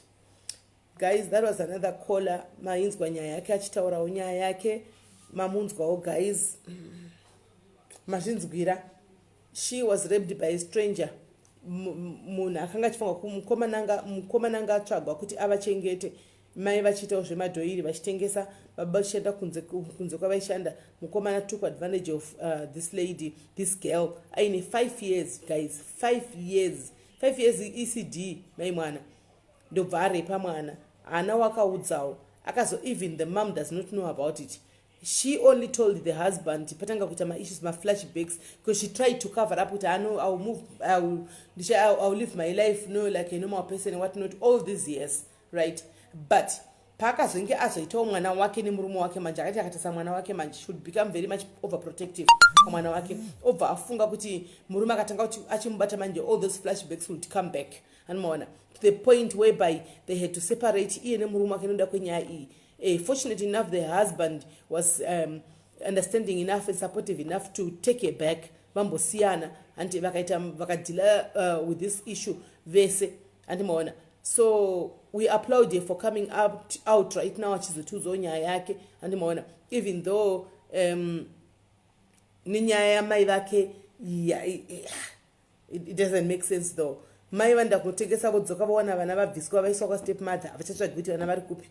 Mai mwana vongodaro stepmother took the kids in, looked at the kids as if they were her own kids. And mwana kukudza vana vozotora vana 3 vamwe vasara kwakunza kudiaspora vaunza vana kudiaspora and havade kubvunzwa anything, havasi munhu anotaurika naye ari easy person or what, that bond hapana bond rave kuna stepmother because ndo vakatotora gepra mai so guys, we are learning about this motherhood thing. You see, it's not only a biological child that can be your child. Murikuzviona kuti haasi mwana waunogomera chete iwewe antika waunoti mwana wangu. You can adopt, you can take vamwe vana antika vevaning'ina vemadzikoma vechi antika and you create that bond nemwana eka to the extent yekuti unotopesera watove mubereki wemwana yecheche kudarika mubereki wake akamusvara. There is the mainzwa your testimony iripo anmona mainzwa. So I wonder vanhu vanotuka vanhu vachiti ngomwa and what not antika vanhu vakawanda vanototora vana vari kutambura kunzoko vochengeta vana ivavo anmona votovada kudarika vana mai vakazvara vana vavo antimona votovada kutovaitira zvese kudarika vana mai vakazvara vana kunoda kumulebha kunovhura makumbo chirohwa magara ine manesi kuti gomera animaona. So mwana guys hazvina basa kuti mwana ndiwo wakamutakura 9 months kana kuti mwana wakanomutora kuchildren's home kana kuti mwana wakamutora kupi, as long as you are taking care of that child, as long as you are giving love and affection kune mwana iyeye, mwana wako unotora nerudo rwakakura kudarika mai vemwana vakamuzvara. Mainzwa testimony ndosaka varungu maybe vaka introduce this thing yekuti munechi adoption andimaona because vakatoona kuti maybe vanhu vanoadopta vana sometimes andimaona kana mafoster parents aya anogona kutove nerudo chairo rwakadarika rudo rwamai vanoburitsa vana. Guys, we have seen these things. It's not like you don't know what I'm talking about, right? Kusenge vari kudiaspora, you know about these things kuti vamwe vanosvika pakutorerwa vana nesocial services because she has turned herself into a drunkard. Hasisina nguva nevana vake, anosiya vana vachienda kudoro, anosiya vana vachienda kunotamba njuga, anosiya vana vachienda kupi antika vana vaya votorwa. Hana basa navo, hana basa kuti vana varepwa here, hana basa kuti vana vadya here, hana basa kuti vana varara here, vanopindirwa usiku kana vapindirwa usiku. Social services zoya dzatora dzopawo vari kutsvaga vana vaya. Mai mwana ukazoona mwana yanotochengetwa zvokuti chero akazonzokera kuna mai vako anototi handidi toda kugara pano because panenge pachitori nemusiyano. Saka whether hauna mwana usadzikisirwa uchiudzwa kunzi ngomwa, musadzikisirwa muchiudzwa kunzi ngomwa, muchiudzwa kuti kudii, handi wautori naye iyeye mwana wako. Take care of those step moms out there. Antika kana vana vachi, I think we need to have this live yema step moms as well. Antika tombodedza ma step mom anti akachengetawo vana kuti vakaya vanhu vakachengetawo nema step mom vai vambotaura, because there are evil step moms out there and there are good step mothers out there. Antika we both know kuti maybe sometimes zvinogona kunetsa nyaya dze parenting vana vemumukadzi dzinogona kutinetsei pakuti it's either vana ava kana mai vari vapenyu vanenge vachiudza vana zvekuprovoka uyu mukadzi uyu vachifila kuti ndakatoregwa murume. Antimaona saka vanotuma vanoshandisa vana kuti vanofaite betu yavo. Vana vava chero even if you try to love them vanenge vachikupa humwe kuti chero kavatedza doro kariya varuone vanenge vachingoona evilness because mai vavo vanenge vachivafita information. Antimaona koita vana mai vekuti ivo anditika vana step mom vekuti ivo pachavo even vana vakada kuti tideiwo hatina katotokudai mimi ndimi amai vedu yamugara mutimi murugara baba vedu iko zvinezvi. Andika step mama havadi vari kukonzentrera vari kuda vavo vakazvara ivo. Handimaona ave murume havana basa. Saka nyaya iri tricky iri pakawanda. Handimaona tichage vakakudzwa nemastep mom. Inini manje handingouya netopic ndotaura guys. Munhu akauya akati ndine nyaya yangu ndakaredzwa nastep mom ndoda kushare, ndopa ndinouya netopic munhu achitaura nyaya yake ega, then tozotaura vanhu topa mukana wekuti vanhu vafone vachitaura. Handimaona because ndikada kuti ndingoiraisa ininika then haisisiri inenge isiri reality whatever talk show whatever. Munhu anouya inbox ndakarona step mother inini mama step mom was so bad. Handitika vaindibata kunge mbwa. Handimaona tochangira ipapo oya nenyaya yake okuudzai. Handimaona kana kuti ndakarona step mom inini was the best senge zvaita kola kuti she was the best. Andika oya okuudzai nyaya yake tochangira ipapo, then people get to to say whatever they have used, what they want to say. So guys, ndo nyaya yatanga tine muzara nasi mazvinzwawo guys. I think I need to connect at least Kola. She said yeah, she's now okay, she's living a normal life. Okupedzisira wekutanga I will definitely connect her with vanhu vandinoziva ma-professionals ari panapa. Andika vamubatsire anditika kuti because she still has got issues. Ane ma-issues mwana uya antori nema-issues anger issues ane achine ma-issues chaiwo. Antimaona saka tichadzoka tichaita kuti ndimuconnecte. Anzi Mel, I really want to talk about my grandmom. Zvakaoma sisi, but God is for us all. Right, tanyaradzwa unokwanisa kundibata kuinbox tanyaradzwa, then tobva tatongotanga newe wacho so that ivhurire vamwe mukana, because ausiri iwe wega sha paunongotanga kutaura iwe wega unobva watovhurira vamwe mukana.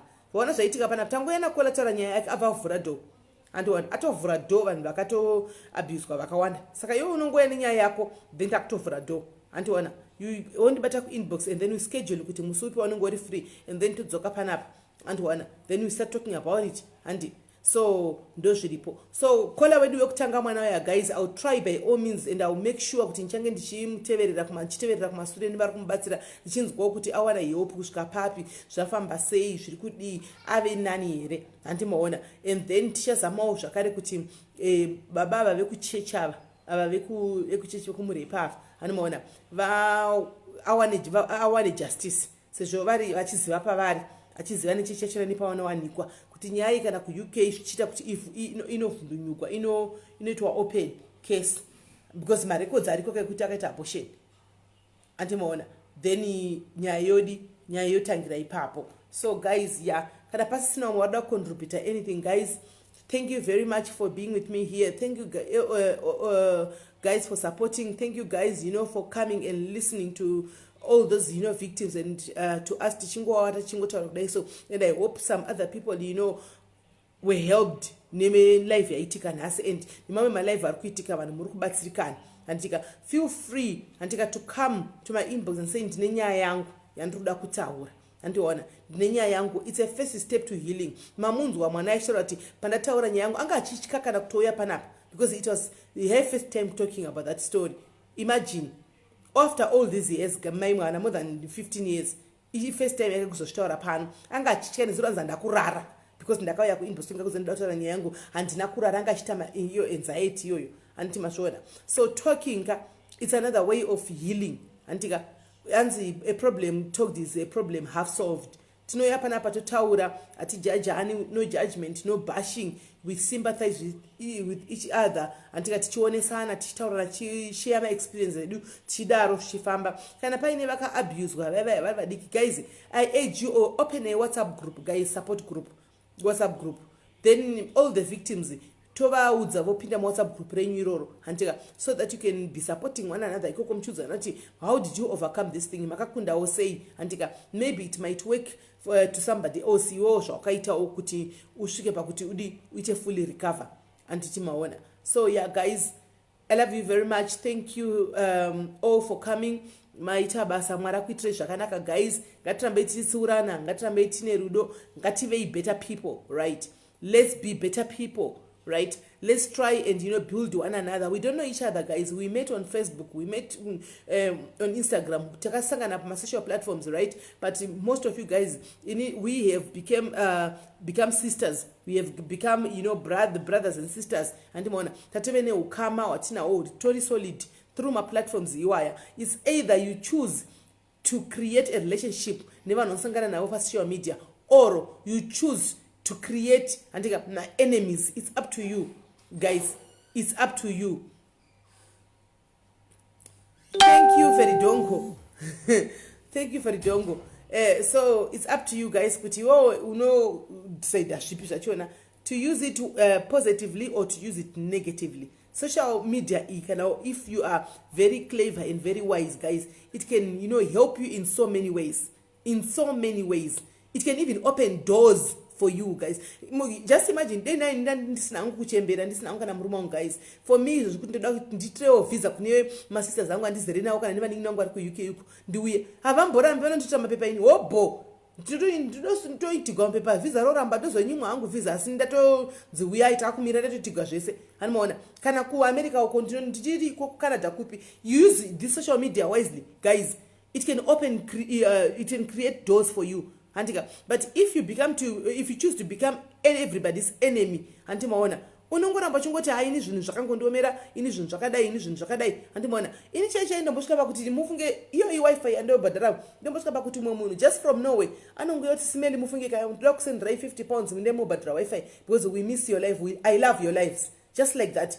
And zveshuwa chitoti munonzi zati when I sleep ndabhadhara handimaona, ndatobhadhara ndabhadhara ndomusendera sleep, just like that.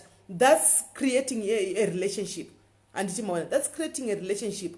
So my husband, my first days was very skeptical and did not like about this Facebook thing and whatnot. But akazotanga kuona ukama wantina wene vanhu vandakasangana navo pa Facebook vakawanda akaputsira ngo nditi no problem, there's no need for me kuti ndikuti and deactivate that account. Andika ramba uripo, tamba yenyu, tamba zvakanaka pachandisingade andide zvinhu zviri fun handimaona, because tichazviona maonero andichazviita andimaona. So it's up to you guys kuti iwonodecide kuti unoda kuita sei nesocial media handimaona. So thank you very much guys. Ngatibatane zvakare muepisode yedu inotevera. I don't know pashow yamangwana kuti the lady ari kuyamangwana, is she still up for the show yamangwana or akancela our left to check out naye andika. Kana iriko, you just watch out for the notifications because ndinoisa post before kuti mugarantiziva kuti kune show yechakati iri kuuya handimaona, ngondipa mapictures avo. But normally kana achida kuuya achifona ari hide ndinovhara face ndomuchinja nezita so that ndiye anenge mareasons ake anenge anawo kuti asi kuda kuonekwa. But anenge achida kuonekwa guys anotoita iri video calling ndobva ndanyatsodayi so muchinyatsotomuona kuti ndiye uyo ari kutaura handimaona. So yeah guys, thank you very much. I love you all. God bless you. Morra munyasha nditika muitire zvakanaka. Take care.